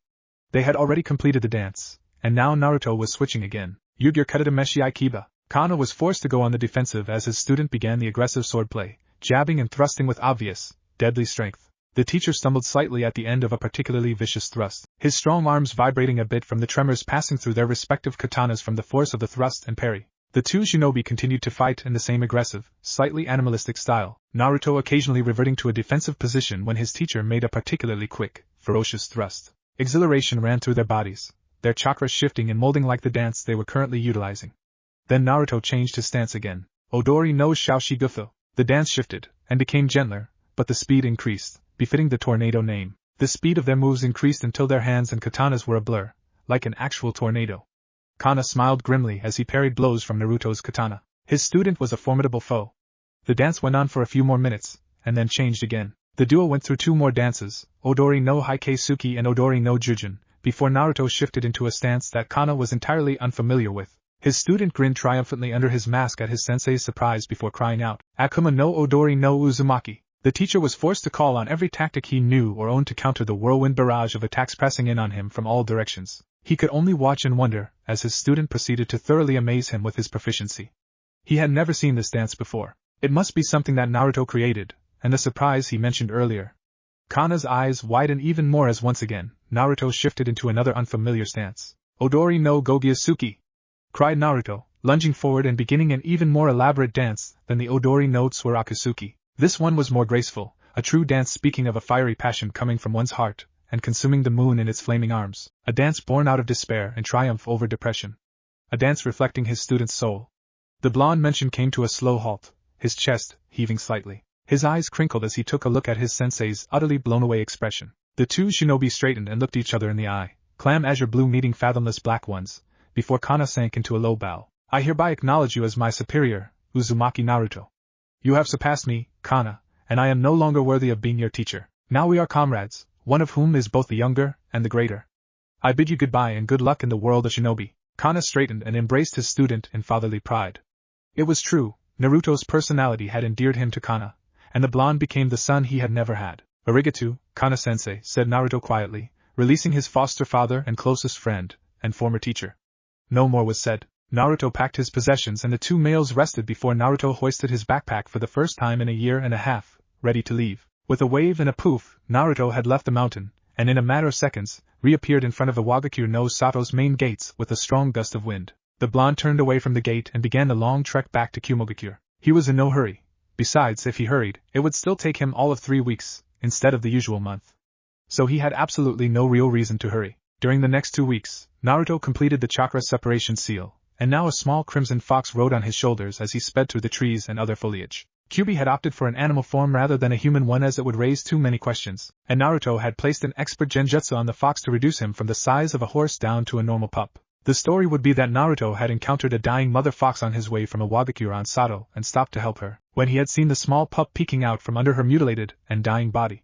He had been unable to save the mother and adopted the pup, naming him Tenchi. Kyubi/Tenchi still had a normal mental link with the Jinchuriki, because of the bite/tattoo that he had given his host, and the fact that Kyubi was still bound to Naruto by the seal, but Naruto would still understand him if he chose to communicate by barks or yips. The two had begun to learn how to fight together if needed. It was easy, since Kyubi already had knowledge of fighting in kitsune form, and Naruto himself already knew how foxes fought, due to Kyuubi's prior training. Naruto slowed down, spotting a clearing to his left. Kyuubi, I am going to stop and rest, maybe even train for about a day. Good idea.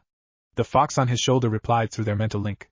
The preteen turned into the clearing, landing solidly on his feet as he halted in its center. The Jinchuriki rested his backpack a few feet away and proceeded to make several hand seals. Another thing he had learned in the 2 weeks since he had left was the nature of his second chakra element, Suiton. He was not even nearly proficient in this element yet. He had just completed the Mizu Bunshin no Jutsu, a water clone, and had begun the Suiton, Daitapa, a jutsu that, when perfectly executed, would flood a large area with water. He was nowhere near covering the area required for full mastery of the technique. He could only cover about 100 meters with water. Naruto practiced for about 3 hours, and then collapsed beside an observing Kyuubi and his backpack for some well-deserved rest. It was an unspoken arrangement between Fox and Master, and then when Naruto slept, Kyuubi would take watch duty. A few hours later, when the sun had begun to set over the forest trees and the twittering of homebound birds flying overhead filled the trees, Naruto awoke slowly, blearily rubbing at his sleepy eyes. Naruto quickly consumed some ninja rations, and the comrades were again ready for travel. Naruto entered Amigakyo no Sato for the second time in his entire life, noticing the respectful look sent his way. Kyuubi, on his shoulder, chuckled mentally. They must have gotten the new issue of the bingo book, he commented. Naruto grinned a feral grin under his mask. A week ago, 2 S-class Nuke Nin had been brutally, effortlessly slaughtered by an Akuma High, in the space of a few minutes. Both shinobi had been former Akatsuki members, and were on the run from said organization. They had foolishly attempted to ambush Naruto, and met their demise at the end of a well-placed Shin thrust. Naruto flipped open his old bingo book, automatically reaching the page both ninja were listed on. He murmured in satisfaction as his eyes landed on their profiles. The first one was called Nagoma.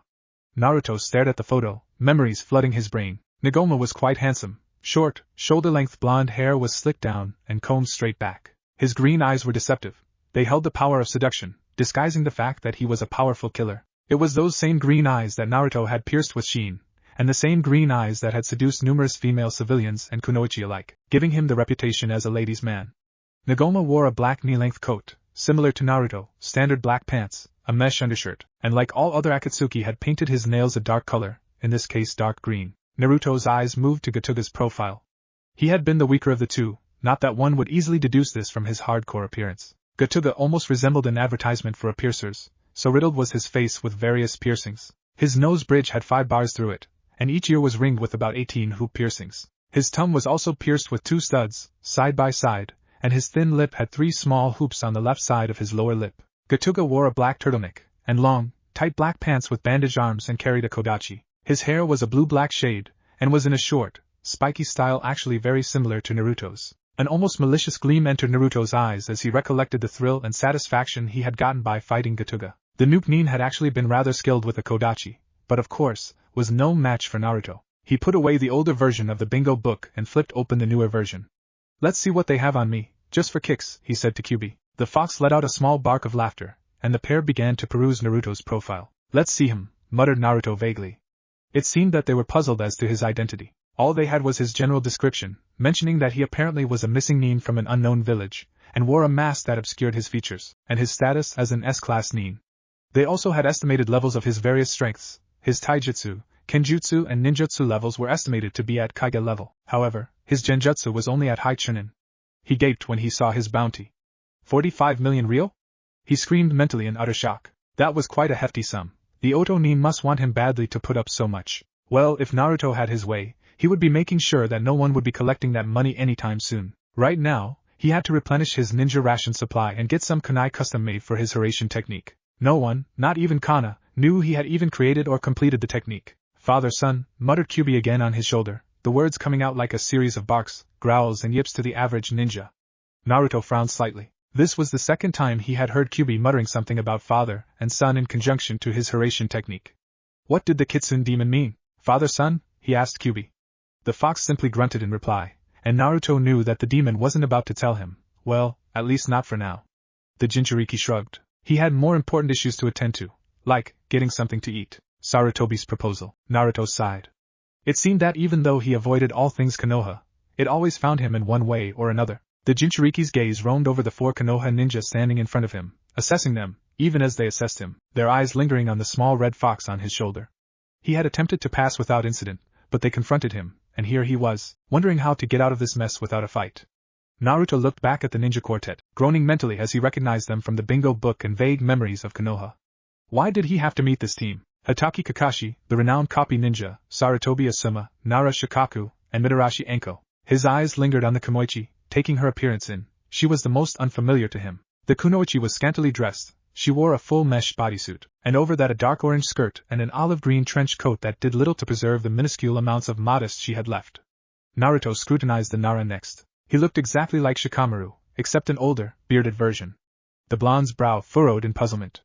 Wasn't Nara Shikaku part of the famous Ino-Shikacho trio? Then, what was he doing in another team? The preteen's gaze moved to Sarutobi Asuma, and he nodded courteously to the older shinobi, seeing his teammates' surprised expressions. Asuma apparently had not broadcasted the news that he had met Akamahai. A voice drew Naruto from his speculation. Not going to attack? If you won't, we will. It was Mitarashi Enko. When Naruto merely looked at her, expressionless, the team looked at each other, and Asuma leapt forward, slashing at Naruto with his trench knives. A thrill shot through the preteen, and he quickly unsheathed his kodachi, Shin, running a sharp line of chakra along it. The kodachi responded in its usual fashion to its wielder, morphing from a normal double-edged katana to a bicolored, double-edged lethal weapon. The blade extended a few inches, the guard became black snakeskin leather, and the pommel glowed blue. Naruto grinned. Swordplay was his forte, but he would have to watch out for the Nara. Naruto looked quickly around. Too many trees, he thought. In a flash the Jinchuriki made a few hand signs, his hands going fast enough to be seen by the normal eye as a blur. Futen de Tapa, he called. Immediately, a huge gust of wind swept through the forested area, felling the trees and sweeping them far away from the battle scene, and just in time. As the trees fell and blew away, Naruto could see the Nara's shadow quickly retreat. He looked back at Asuma. This had to end now. It was now or never. I'm going to use one of the jutsu you taught me, he told Kyubi through their mental link. The fox on his shoulders shifted and Naruto felt Kyubi growl in response. Naruto focused on the battle and slipped into one of the many dances Kana taught him, quickly overpowering Asuma. Naruto's hands flew into another series of hand seals, and he cried, Kokwanjo no Jutsu. Immediately, Asuma stood still, and Naruto seized the chance, leaping like an acrobat over the shinobi, kodachi outstretched. He landed lightly on his feet, looking warily at the three remaining opponents.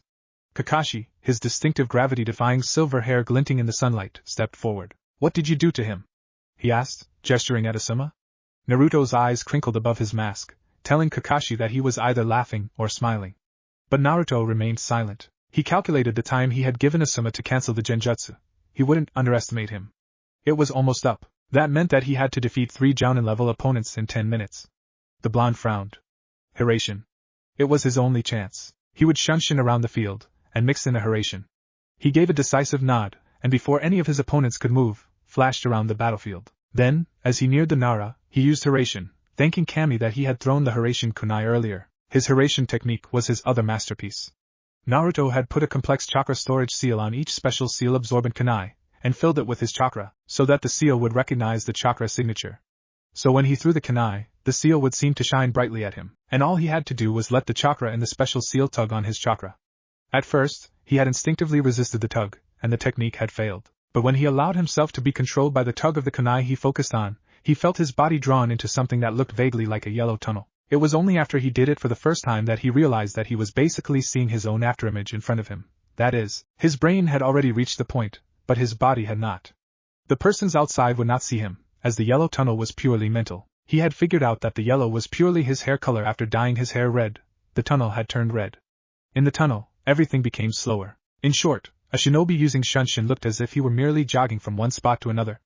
The Hiraishin was undefeatable. Plus, if ever he died, and the kunai were found, there was a special part of the seal that released the chakra stored there, so that someone else besides him could use it. His legacy could be passed down. Naruto could see the Nara through the translucent sides of the yellow Hiraishin tunnel. The Jinchuriki quickly knocked him unconscious using the guard of his kodachi, as he passed his opponents faster than even Kakashi's Sharingan could see. Wait, Sharingan. Kyubi, he'll realize I'm a Jinchuriki, he said, panicked, to the demon. Actually, no. Kyubi reassured calmly. There is an SS-class genjutsu on your chakra system, making it look like any normal shinobi's. I put it on you just before you went to Kana. Not even Sharingan and Byakugan can detect this genjutsu. Naruto sighed in relief. Thanks, Kyubi, he said, and meant it. An idea came to mind, and he quickly made some hand seals. Futen, Tatsumaki Oni. That would probably deal with Enko and Kakashi. The Sharingan user couldn't copy this one. A mini tornado whipped up, and Naruto, using his hands to control it, directed it at Kakashi and Enko. They didn't have a chance. Anko was sucked up by the winds before she could react, and flung brutally on the ground, hard enough to render her instantly unconscious. Then Naruto focused on Kakashi, who was badly buffeted, but still standing. He would have to use another jutsu, Futen Kaze Yaiba.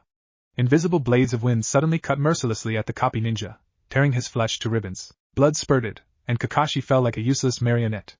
Naruto dispassionately surveyed the scene before him, and then summoned a raven. "AI, take me about 10 miles from here," he told his summons. He needed to get away, and fast. The raven bowed his head and allowed Naruto to climb onto its back. Then it spread enormous wings and took off with one smoother, powerful flap. As they flew, Naruto and Kyuubi reviewed the battle in their heads. "That was a good battle," Kyuubi commented. "Yeah." The frown didn't leave Naruto's face. Something had just occurred to him. He had forgotten all about Dijutsu like the Sharingan whilst fighting. A Dijutsu like that enabled its user to match almost anyone, provided they had the required amount of chakra. This was not exactly an extremely serious problem to Naruto in terms of the chakra supply.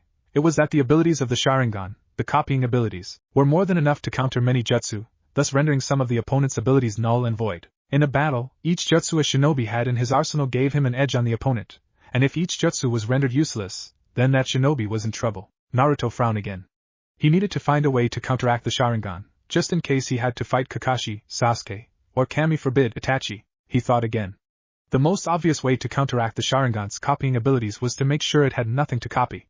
But how? There were a few jutsus without hand seals, but not nearly enough in his respective chakra elements, and not all jutsus could be converted to be done sans hand seals. He would just have to learn to do the hand seals for all the jutsu he knew that were B rank or below at an extremely fast rate. Also, those that he used rather frequently, he could work on doing without the hand seals. But he knew that he couldn't do many A-rank jutsu at the speed required to give Sharingan a run for its money, and he definitely could not do any S-rank jutsu hand seals that fast. He could practice, yes, but there was only so fast he could get, and he was sure that he would never be able to do them without hand seals. That meant he would have to have something else to rely on, apart from his kodachi, hand-sealed jutsus, and non-sealed jutsus. How about chakra manipulation?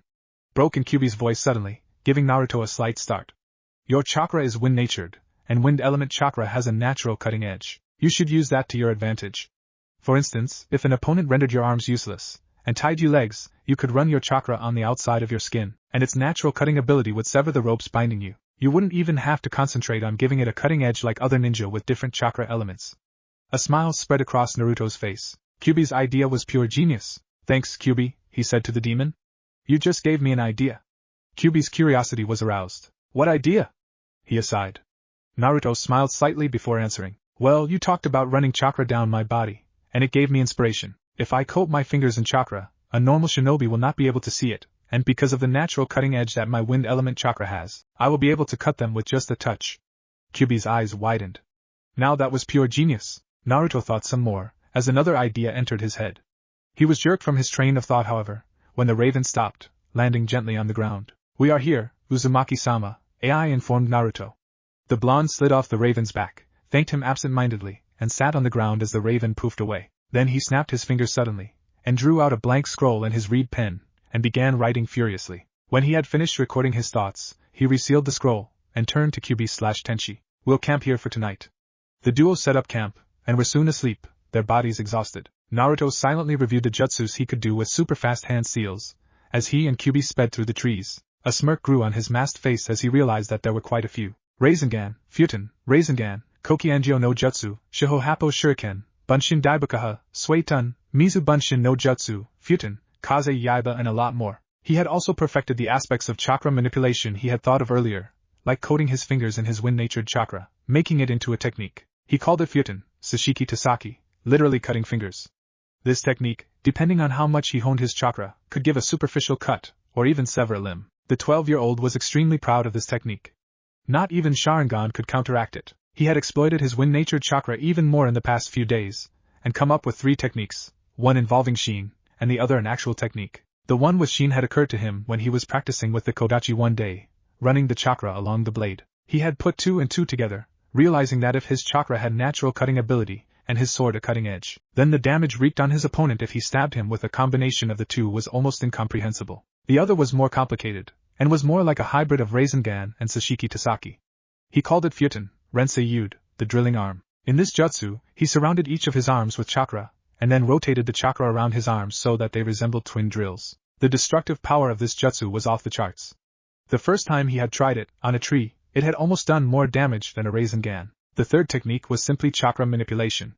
In this, he covered his body with a thin layer of chakra, and then sharpened the edges of the chakra. Just like the Sashiki Tasaki, if he touched someone or something with his body then, depending on how much he sharpened his chakra, the person would simply receive a superficial cut or lose a limb, vital organ, or his life. Because of the sharpening aspect of the jutsu, Naruto called it Futon, Hitomi Naifu, the body knife technique. However, even though he had created all of these techniques, he was nowhere near perfecting them. His chakra control was only as good as it could get at his age, much less with the enormous amounts of chakra he had. Plus he was unable to make the chakra for the Hitomi Naifu cover his body evenly to create an excellent defensive offense. In addition, the Rensei Yu's recoil always managed to harm him superficially. But even though it was superficial, it still harmed him, and a jutsu that caused harm to both the victim and the user was not very profitable. The only one even close to perfection was the Sashiki Tasaki, and he still had only a 7 in 10 chance of successfully executing the jutsu. I need to practice more, he thought determinedly.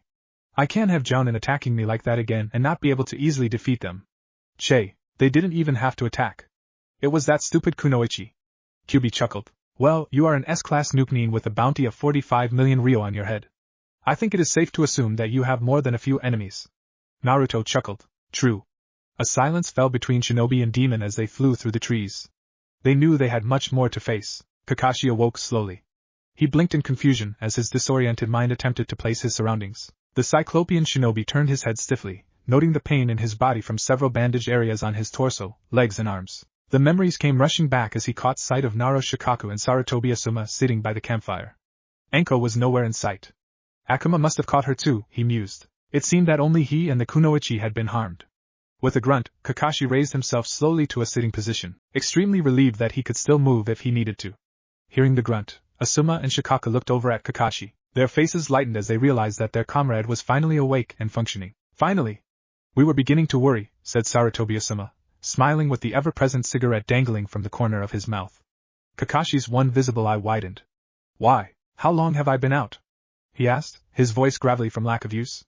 Shikaku frowned. About 2 days. Those wounds were bad. Kakashi shook his head. I've never seen that jutsu before, he commented.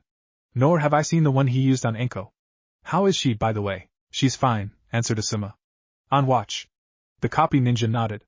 Then the entire team was ready to go again. Silence blanketed the 3 shinobi as their minds simultaneously renewed the battle. Then Shikaku spoke up. Did you notice Akuma's hesitation to attack? He had even attempted to pass us without beginning a fight. Not even after Enko threatened him would he attack. Plus, he left us all alive. I was only knocked out. Asuma here didn't even suffer an injury. You were the worst, and admit it, you've been hurt worse. There is something we're missing. Asuma and Kakashi nodded in agreement. Then Asuma began to speak. I didn't tell anyone but the Hokage this before, but Akuma and I have met before. Figured as much, commented Kakashi. He seemed to know you. Asuma nodded, a faraway look in his eyes. Yeah. The first time I met him, Team 10 was on a protection mission in the Stone Country, in Iwagakure no Sato. Akuma passed us, on the way to Amigakure no Sato, and nodded to me exactly as he did when he met us, as if he knew me. And I had never seen him before. He also seemed to know Shikamaru, Ino and Shuji, which is extremely strange. Knowing me, not so much. I'm in the bingo book. Ino, Shuji and Shikamaru? Very suspicious. They haven't even been out of the village properly, and they're not even half strong or experienced enough to be in the bingo book, or even gain a reputation of their own. He even rescued Ino when she was kidnapped by a rogue Iwa Nin in Amigakure. That shinobi is extremely skilled with his kodachi. He was just playing with me when I attacked him. He's definitely improved since the last time I saw him. His chakra's off the charts. Shikaku shook his head. That shinobi is one big mystery. And what of the fox on his shoulder? Asuma shrugged. That I don't know about. He didn't have it when I saw him last. Kakashi spoke up. I don't know what it is, but that shinobi was strangely familiar somehow. I just felt as if I knew him somehow, from somewhere. Another silence fell on the trio, as they tried to make sense of their observations, but to no avail. After a few minutes, Shikaku stood. How do you feel about traveling today, Kakashi? He queried. Kakashi shrugged carefully, assessing his body. I can travel. How far are we from Konoha, exactly? Asuma answered. About 5 days' worth of traveling. We carried you. Kakashi's eyes crinkled. I think I can manage it. When are you leaving? Right now, after we eat, replied Shikaku. The Nara called the Kunoichi and the quartet had a quick, tasteless meal of ninja rations. Then they packed up the tents and other items, extinguished the fire, and set out for Konoha. They had information for the Sandaime Hokage. As Kakashi's wounds were not serious enough to hinder his traveling speed, they could travel normally. The team soon reached the gates of Konoha, greeting the Jounin at the gates as they entered their village. The group of Jounin headed directly for the Hokage's office. The sooner this information was circulated, the better. Within minutes, the 3 shinobi and 1 kunoichi were assembled respectfully in front of the Sandaime Hokage. Back safely, I see, commented the Sandaime. How was the mission? Nara Shikaku stepped forward. He had been made team leader because of his skills in strategy and diplomacy, and now was the time to put these skills to the test. The mission was successful, Hokage-sama. However, we encountered an S-class shinobi, a missing nin, on our way back. The Hokage became alert. Seeing this, Shikaku continued. The shinobi is called Akumahai. No information is known on him, except that he is a missing nin, and apparently defeated 2 Akatsuki without breaking a sweat. When we encountered him, however, he did not seem inclined to fight, even after Mitarashi Anko spoke to him provocatively, and gave him an ultimatum. When we attacked, he retaliated, but barely. We were defeated in under 20 minutes. 2 unknown jutsus were used on Kakashi and Anko. I was knocked out, and Asuma was caught in a genjutsu. He also carried a small crimson fox on his shoulder, and is extremely proficient with a kodachi. Sandaime steepled his fingers, his face taking on a thoughtful look. Arigatou gozaimasu, Shikaku. I will think more on this matter. For now, avoid the nin. I will have him investigated. You are dismissed. The 4 ninja bowed and shined away. As they disappeared, Sarutobi leaned back in his large, comfortable door. Akumahai, S-class Nuke Nin, brutally slaughtered 3 ex-Akatsuki, but hesitated to harm 4 Konoha Jounin. Something was missing, but what? The Sandaime had a feeling maybe he should investigate this one himself. Sarutobi considered the idea in depth.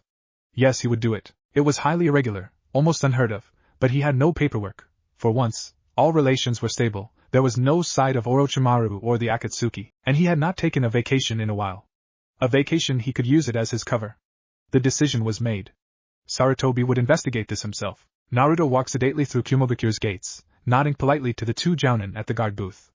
As he passed through the gates, he relaxed. Even though he knew an infiltration was still possible, there was just something about returning home that made him feel safe. Then a screech filled the air, and Naruto flinched, before taking off at a run, grimacing. He had been away for so long, he had forgotten about the fangirls. The ground behind him shook as about 40 kunoichi chased him through the streets of Kumogakure. The worst part about them was that they were not just wannabe kunoichi who were easy to shake off. These kunoichi were excellent trackers and attackers. After a few minutes he managed to shake them, though he could still hear their yells of Akuma-kun. Squee! Naruto shuddered, and dived into a nearby barbecue shop. The proprietor graciously welcomed him, and a waitress brought his order of 2 plates of barbecue pork. Then, halfway through his meal, a group of fangirls came in. Naruto shivered in fear, and by quick thinking, cast a henge over himself so he looked extremely different. Then he finished his barbecue, paid the owner, and exited the shop in a flash, releasing the henge as he did so. It was time to report to the Raikage. Naruto made his way to the tower, Kyubi on his shoulder, greeting acquaintances as he passed through the busy streets. When he reached the base of the tower, he flashed his kodachi as ID at the Jounin guards and ascended a few flights of stairs until he reached the familiar green door. Naruto knocked twice on it before receiving permission to enter. The masked blonde quietly opened the door and entered the room, shutting the door softly behind him. Then he looked around, and suffered the shock of his life. He had never been as glad for his mask as he was now. Almost all of the rookie 9 stood before him, with the addition of 1 genin he was completely unfamiliar with. Naruto felt surprised. On a mission alone? How old was everyone? He saw no signs of a flak jacket, so that meant that everyone was still genin level. He was 12, so that would mean that the age range would be from 11 to 14, Hyuga Niji and Shikamura being the eldest, and Hyuga Hinata, the youngest. His eyes rested briefly on each one, recognizing them from his past. Hyuga Niji, Uchiha Sasuke, Nara Shikamaru, Yamanaka Ino, Tenten, and a boy he didn't know. Naruto scrutinized the boy for a moment. He must be my replacement, he deduced. The young shinobi had long silver hair, caught up in a high ponytail with a piece over his left eye, similar to Yamanaka Ino. He was almost pretty, with pale skin, purple eyes and delicate features, and appeared to have the same attitude complex as Sasuke, who, Naruto noticed, was looking at him with disdain. The unknown Konoha shinobi wore a mesh undershirt with a short-sleeved mid-torso black jacket, black fingerless mesh gloves, and standard black shinobi pants and sandals. Naruto shifted his gaze back to Shikamaru and Ino, and nodded at them before turning to the Raikage. I am back, Raikage-sama, he said quietly, feeling the stares of the Konoha shinobi. Why are they staring so much? He asked Kyubi. Maybe it's the fact that you look rather intimidating, despite your obvious lack of height, plus the fact that you have a fox on your shoulder? Suggested Kyubi sarcastically. Ignoring the jab at his height, or lack of it, Naruto mentally slapped himself. He really was a dope sometimes. The Raikage smiled. Welcome back. He beckoned Naruto closer and said quietly to him, "Do you mind taking on a simple D-ranked mission to show these Konoha ninja to our shinobi guest house and a place to eat?" One of them, the Uchiha, was stupid enough to anger one of our shinobi on their way here. I don't trust them not to cause a fight. Relations between Kumogakure and Konohagakure are shaky enough as it is. Naruto considered it for a while before shrugging his shoulders nonchalantly. It didn't really matter. Even the Raikage didn't know his true identity, so how could they discover it? And even if they updated the bingo book with Kumogakure as his base, nothing too major would come of it. "Sure, Raikage-sama," he replied quietly. Then he stepped away from the Kage's desk and waited for the village leader to tell them what he had just decided. The Raikage cleared his throat to attract the Konoha ninja's attention. "I have assigned you a guide." He gestured to the silent Naruto, and Shikamaru's eyes narrowed. "Akuma here will give you an escort to a place to eat and show you to our shinobi guest house." Shikamaru, obviously the leader of the group, bowed slightly and diplomatically thanked the Raikage for his generosity. But it was obvious to Naruto that Shikamaru knew exactly why they had been assigned a guide. Ino stared discreetly at their guide, the Akuma High. It seemed that he had instantly recognized her and Shikamaru, just as they recognized him. The blonde Kunoichi gazed at the small crimson fox on his shoulder. When did he get it? He had not possessed it the last time she saw him. That fox was no pet. She made a mental note to warn the others, just in case. A voice broke her out of her reverie. Sasuke was speaking to their shinobi escort. "Your name?" he queried arrogantly to the other, who was barely as tall as him. Ino bit back a groan. Sasuke was so disgusting. If the other ninja was shorter than him, it did not mean that Sasuke was the better of the two. In fact, everyone with half a brain should be able to tell that Akuma could kill them all with his pinky finger. She looked at Sasuke again, shaking her head. Just because he had been promoted to Elite Genin after their last A-ranked mission, that had been mistakenly labeled a C rank, he felt as if he were the strongest shinobi ever. What was Kakashi teaching them? Any good shinobi would know that their guide was an extremely powerful ninja, even if they didn't pick up that he was a missing nin. Ino turned back to the one-sided conversation. Akuma had ignored the arrogant question, opting instead to ask Tenten if they preferred to eat or rest first. Tenten turned to Shikamaru. The lazy genin thought for a while, then responded to Tenten that they should probably secure lodgings first. Their guide nodded and continued down the road. Meanwhile, Sasuke was fuming at being ignored by both his teammates and the lowly guide. He decided to ask again. "What is your name?" he queried, less arrogantly. The masked shinobi turned slightly to face Sasuke. The mask reminded the team's 7-member distinctly of his sensei, but the wearer's manner did not. His sensei was easygoing. This stranger was a no-nonsense person. "I do not wish to disclose that fact." Sasuke got so angry, he shut up. Tenten snickered as the small group came into view of the guest house. Sasuke was always lording it over others in Konoha. Now it was his time to see how it felt. She exchanged an amused glance with Ino as they entered the guest house. Their guide gestured to Shikamaru. "You should go ahead and reserve your rooms," he recommended quietly. Shikamaru nodded and stepped up to the receptionist. The lazy Naro shinobi absent-mindedly gave the fangirl receptionist the list of rooms needed. However, his outward appearance belied what was really going on behind his blank exterior. His mind was in turmoil. Akuma High. Is this his base? If so, why didn't he try to conceal himself from us Konoha ninja, knowing he attacked a Jounin team a few weeks ago? Or could it be that he doesn't care if we know his base? Or could this not be his base? What is he doing with that fox? It is obviously not a pet. When did he get it? Why did he call the Raikage-sama with that familiar tone? And how did they look as if they were well acquainted with each other? Does this mean that he is closely allied with Kumogakure? And if so, why did a ninja allied with Kumogakure attack ninja from Konohagakure when the two villages were attempting to make an alliance? Shikamaru shook his head slightly, returning to the present. So many unanswered questions. He was getting a headache. The man was a veritable mystery. These questions would have to wait for a period when he was alone and could fit the pieces together, because there was definitely a puzzle to be solved here. The receptionist had finished adding up the bill. Why did it take her so long? And was currently searching for all the keys. Her head popped up from behind the desk as she located the last one, smiling brilliantly at him. "Here you go, Nara-san." Shikamaru took the keys and nodded politely to her before distributing them and indicating to their guard that the group was now ready to go. Naruto let his body relax as he stood to the side. Thoughts swirled in his head like a mini whirlpool. Obviously, Shikamaru knew that his father had been attacked a few weeks ago and by whom. Naruto was no fool. He had seen the startled look of recognition, followed swiftly by confusion, when he entered the room. "I'll need to be more careful outside the village and in my house," the blonde thought. "Ninja can't storm Kumogakure, for fear of making an enemy in the form of the Raikage, but they can do infiltration missions, or ambush me outside." He exhaled slightly. The life of an S-class missing nin was not easy, no, not easy at all. Then there was Ino. It seemed like every time Naruto saw her, she got prettier. She also recognized him on first sight, but it seemed that Sasuke had not, which in itself was extremely strange. Not recognize an S-class missing nin? Sasuke was filing in his place as the dobe it seemed. And then there was his attitude. How could any self-respecting shinobi alienate a ninja of the village they were trying to make an alliance with? Especially one who seemed to be close to the Hokage? Naruto's fingers practically itched to punch some sense into the arrogant bastard. Naruto suddenly returned to the present as he heard Shikamaru clear his throat. The group was ready to eat. Wordlessly, Naruto turned out of the shinobi guest house and headed for the best barbecue restaurant in town. As the small group trudged down the main street of Kumogakure, Sasuke was quiet. This was mainly because Tenten and Ino, in hushed, displeased whispers, had informed him of the identity of their guide and the ninja he had attempted to lord it over. Kami, how could he have been so stupid? Akuma Hai.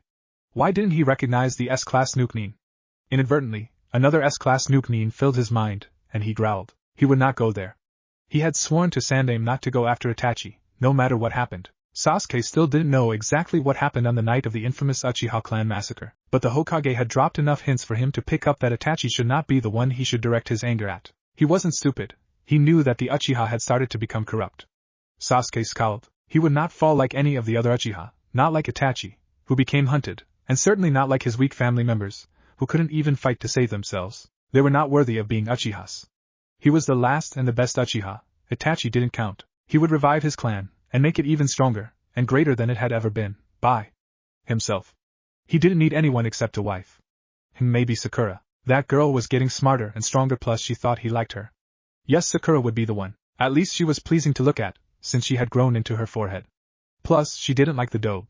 The last Uchiha smirked. Life was much better without the blonde idiot.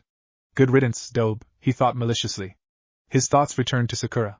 Haruno Sakura, you are mine, he declared mentally. You will aid me in reviving my clan. The motley group of ninja turned off of the main road onto a quieter, yet still busy secondary one, their silent guide leading the way. They walked in silence for about a minute, then without warning, a shuriken flew out of nowhere, heading on a deadly path for Akuma. The Konoha ninja were too surprised to act.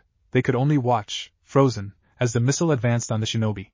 But their fears were unnecessary. Akuma suddenly spun, deftly catching the shuriken between fingers without harming himself, and hurled it back to the source. Then he straightened and called out in an amused tone, Kami, you never change, do you? Come on out now. A chuckle sounded, and a shinobi stepped forward from behind a tree at the side of the road. Even Sasuke showed some shock. None of them had even noticed the ninja. If it had been a battle, a chorus shudder went through the group as the full implication set in. The shinobi approached Akuma casually, and the two shinobi greeted each other with a friendly handshake. Shikamaru watched them closely. For two shinobi to greet each other with a handshake spoke volumes of the trust between them. It was way too easy to slip a poison saban into another's wrist during a handshake. The two men's knuckles turned white with force as they shook. Again, a handshake wasn't all it seemed. It was also a display of power. Shikamaru's sharp eyes caught the stranger's slight wince as Akuma released his hand. His estimation of the missing nin went up a notch. Akuma was obviously the stronger of the duo. In the meanwhile, the Konoha ninja had taken the chance to study the unfamiliar shinobi. The first thing that had struck them was the stranger's eyes and hair. They were both distinctive silver. His silver hair lay in a silken sheet about his shoulders, looking even more well-cared for than Niji's satiny mane. Said Genin regarded the man's hair in awe and slight envy. The unknown shinobi wore a mesh shirt, black cargo pants, and over the mesh shirt, a black jacket that looked similar to the Konoha nin's chunin vest. Sup Akuma, the unknown man said, grinning. He was taller than Akuma by about a foot, suddenly emphasizing the Konoha genin that based on his stature, Akuma was just about their age, or very short for his age. The former seemed more probable, somehow. However, it only raised more questions in their minds. Who was this young ninja who was obviously stronger than a jounin? And what rank was he? I can never catch you, can I? The man continued. Akuma shook his blonde head, and the genin, used to mask wearers from Hatake Kakashi, could see that he was smiling rather exasperatedly. You've been trying since the first time we met. Why don't you just give up? The silver-haired shinobi shook his head, luminous locks flying in vehement denial. Never. He grinned. Then he turned to the watching Konoha nin. Hey Akuma, who are these? Their calm guide answered his friend. These are some visiting Konoha ninja. Hokage, Sama assigned me as guide. The other shinobi glanced over the group, and then introduced himself in a friendly manner. Hey Konoha nin! My name is Xiaoshi. Hope you enjoy your stay in Kumogakure. Don't let Akuma here spoil it for you. He chuckled mischievously as a vein popped on Akuma's forehead. I'd better be going. He finished hurriedly, poofing away. Akuma turned back to the group, muttering under his breath. Can't believe he is older than me tch. He regained his usual cool demeanor and gestured for them to follow him into a certain barbecue shop, not far from where they were currently standing. The group walked into the shop, and the proprietor greeted Naruto with a small smile. It was the same barbecue shop that he had ducked into earlier in the day. Naruto returned the greeting and walked over to a booth large enough for all the Konoha need to sit at. The waitress came to take their orders, immediately gaining a flirtatious air when she arrived. Sasuke began to preen, sending a smug look at Yuki, Akuma, Shikamaru, and Niji, but his ego was in for an unpleasant surprise as the fangirl waitress ignored every male at the table except Akuma. Akuma-san, fancy meeting you here twice in one day. What would you like? She simpered. The group couldn't see his face, but sensed his slight embarrassment and exasperation. Apparently he had fangirls. Lots of them, Akuma began. Well, actually I'm a guide for these ninja from Konoha. Reikage-sama told me to, show them around for a bit. The girl beamed. Oh. That's wonderful, she breathed, batting her lashes coyly. Akuma shuddered slightly, and Shikamaru and Niji smirked. The quintessential curse of the fangirl had struck. The waitress turned to the group. Hello, what can I get you? She queried in a disinterested tone, not even looking at Sasuke. The group placed their orders, Sasuke still in shock. How could there be a member of the female sex who couldn't resist his charms? Tenten, Ino and Hinata came to mind, but he shrugged it off. They didn't count. But he was an Uchiha. Uchihas were to be swooned over. The last Uchiha returned quickly to the present as a large plate of steaming, aromatic barbecue pork was rested in the center of the table. Sasuke pushed his brooding thoughts to a corner of his mind and began to eat. His thoughts could wait until later. In about an hour and a half, they had polished off the 2 large plates of delicious barbecue pork, Akuma still managing to eat with his mask on. The Konoha ninja turned away in frustration. Did the masked ninja have a convention every year on how to eat without revealing their faces or something? Akuma rose to his feet, and approached the proprietor at the front to pay him the bill. The group followed him, nodding at the proprietor as they passed. It was time to return to the shinobi guest house. The Konoha genin followed their guide back to the guest house, and bid him goodbye. Arigato gozaimasu, Akuma-san, said Ino and Tenten in unison, bowing slightly.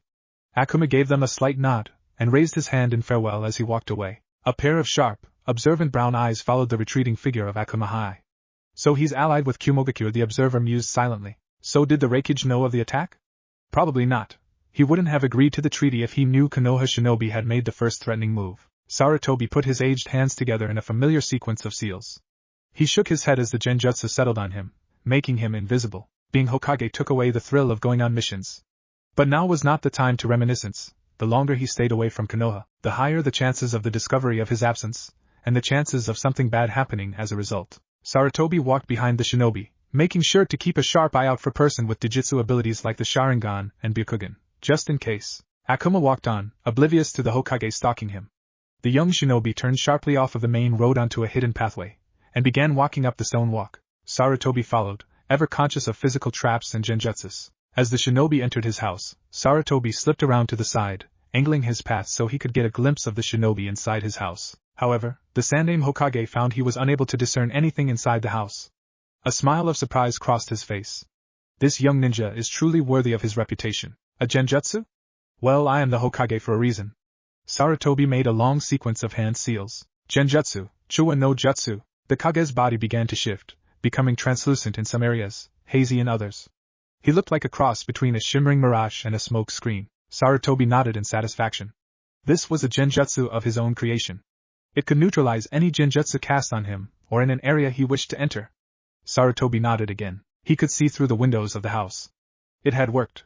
He watched as the shinobi entered his bedroom, systematically removing his outer clothing as he went. The cloak was the first to go, revealing a young, well-sculpted, tan body. His youth had been hinted at in his stature and build, and now it was confirmed. Sarutobi blinked as his eyes took in the small, but well-built body. This shinobi couldn't be more than 15 judging by his body structure. Then the weapons pouch was next, and the metal knuckles and black fingerless gloves.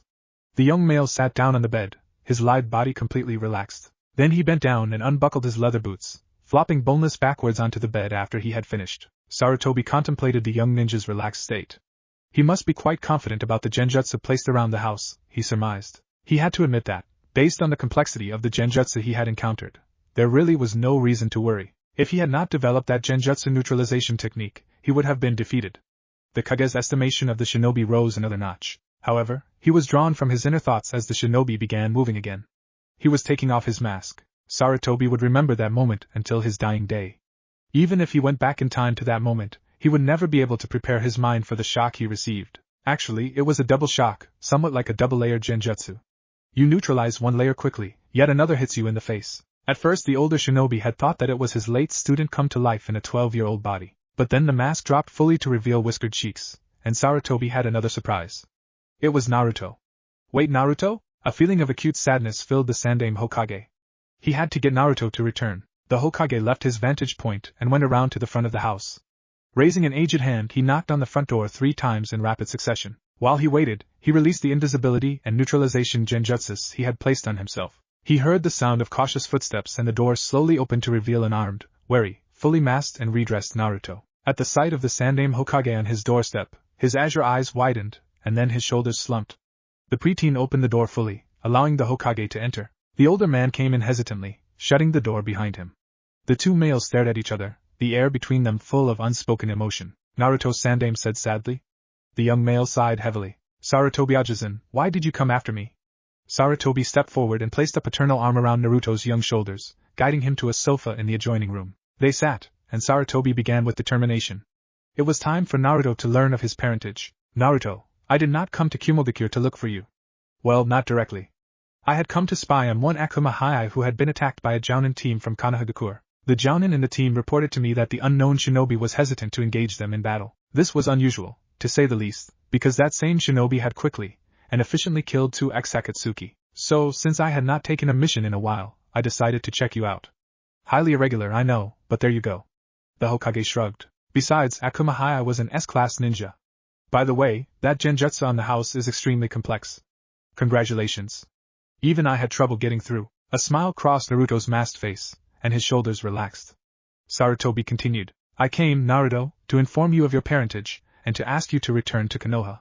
Naruto's brow furrowed. Parentage? Who were my parents? I never understood why it was such a big secret. After a while, I figured that no one actually knew.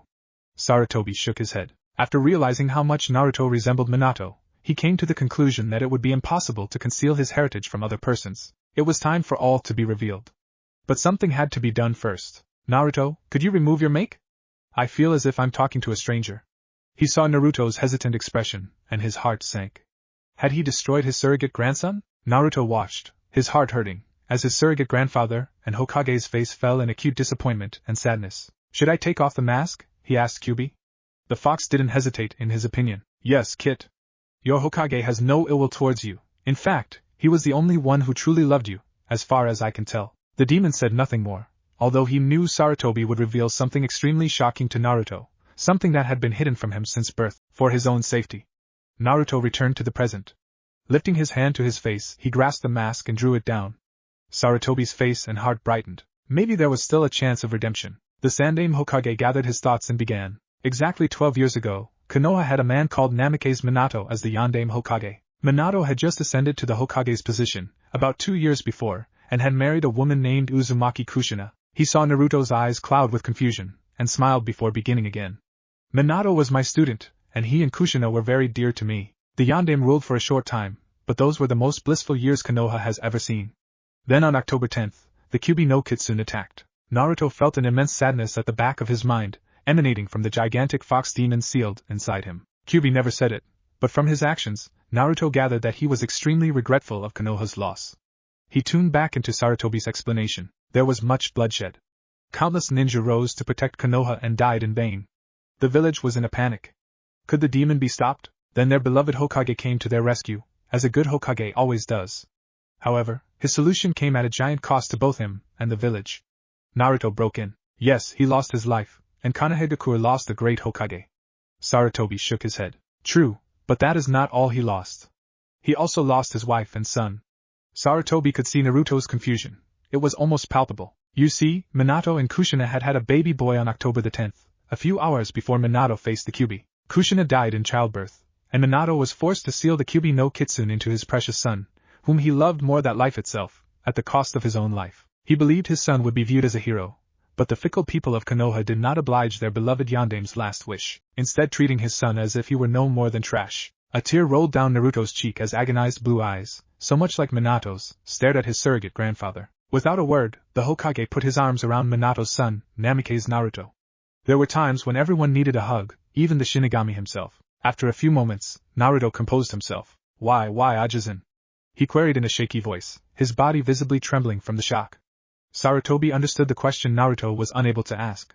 Why wasn't he told? On the night of the Kyubi's attack, the first person to see you after Minato's death was a civilian, he said sadly. The idiot believed that the Kyuubi no Kitsune had killed their beloved yandere, and transformed into a child in order to wreak more havoc on the village whenever it wanted. Soon the entire village believed the lie. I knew that it would be useless to dissuade them, and I couldn't broadcast it. Your father had too many enemies, mainly in Iwagakure. I had planned to tell you when you reached 10, but by that time, the hatred had proved too great. Any normal person would have succumbed long ago. You are strong, Naruto. The young boy dried his tears with the back of his hand and looked up at Sarutobi. So my name is Namikaze Uzumaki Naruto? Sarutobi nodded. Yes. There is also the matter of your inheritance.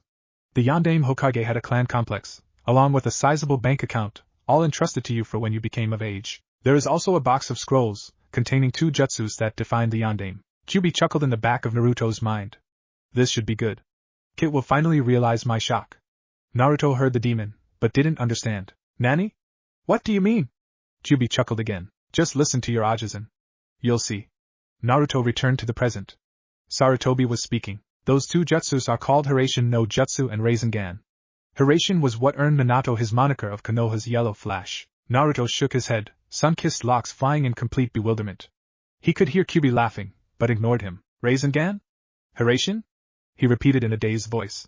Those were the names of 2 jutsus he created, and now Sandaime was telling him that Yandere had created 2 jutsus with exactly the same name? Whoa. Naruto looked up at Sarutobi, his face expressing his disbelief. Sarutobi smiled down at him. Are you familiar with the names? He asked. Naruto smirked. Hell yeah? However, he simply nodded, holding up his hand when Sarutobi began to speak again. He held his right hand out in front of him, between himself and Sarutobi, and began gathering and molding chakra. A small, bright blue sphere of concentrated chakra began to appear out of thin air, swirling furiously and rapidly growing to the size of a fist-sized rock. Naruto looked at Sarutobi. Is this what the Yandere called Rasengan? Sarutobi could only nod. Next, Naruto, after allowing the sphere of chakra to dissipate, drew out one of his special kunai. He threw it across the room, and was on the other side and back to Sarutobi in 2 yellow flashes. He turned to his surrogate grandfather. And is that what he called Hiraishin? Again, Sarutobi nodded, but found his mouth parched with shock. How? Naruto looked at him, a solemn expression on his face. I created it. Sarutobi could only shake his head. He really was Minato's son. He may surpass you, Minato, he thought to his deceased student and surrogate son. You were older than him when you completed the Hiraishin, and up until your death, the Rasengan was not complete. Aloud he said, would you come back to Konoha, Naruto? Naruto's body immediately tensed, and a shuddered, hurt look passed over his expressive face. He shook his head. Arigato, Ajisen, but there is no one there for me, except you. With that sentence, Sarutobi understood everything. The reason behind his departure, his unwillingness to show his face. He believed no one cared for him, with the exception of Sarutobi himself. The Sandaime Hokage scowled, damning the council all over again in his head. You know, Naruto, that's not true.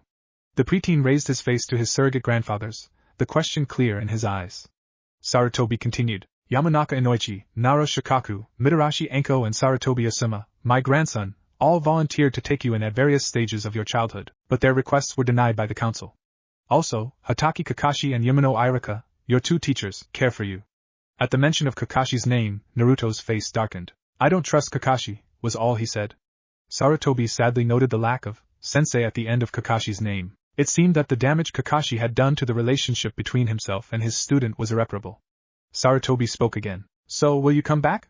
Naruto's eyes took on a faraway look, and Sarutobi knew he was probably consulting Kyuubi. He was right. Naruto appeared in the huge, dark cavern, his feet submerged up to mid-calf in murky water. Yet, his feet were not wet. He was standing in front of a giant cage. Then, through the darkness, a pair of crimson eyes came, growing as they came closer to the cage. You should go, Kit, said the familiar growling voice of Kyuubi. The huge crimson nine-tailed fox sat on his haunches, looking at Naruto's stationary figure. Sarutobi seems to be speaking the truth.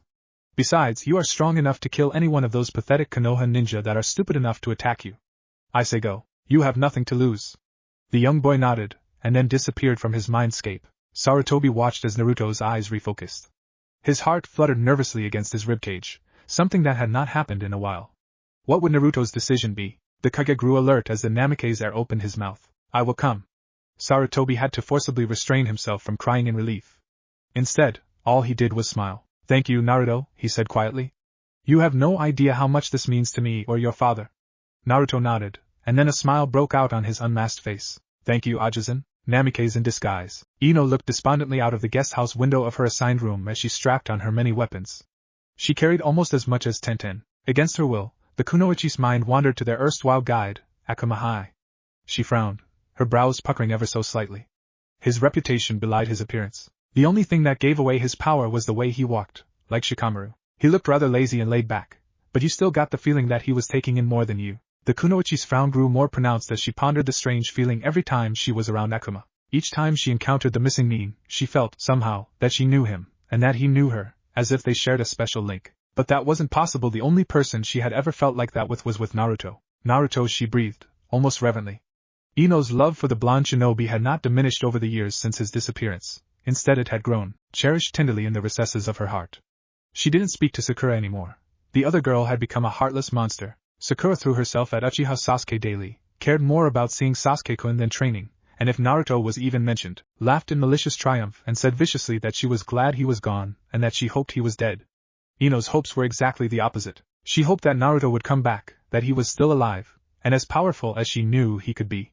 A wry smile crossed her lips and her frown cleared. For all her professed love for Naruto, she knew that if he returned, she wouldn't be able to confess her love for him. She was as bad as Hinata. Speaking of Hinata, the Hyuga girl had gotten over her crush on Naruto, and noticed the one person that had always been there to comfort her, and now Hinata and Kiba were happily a couple.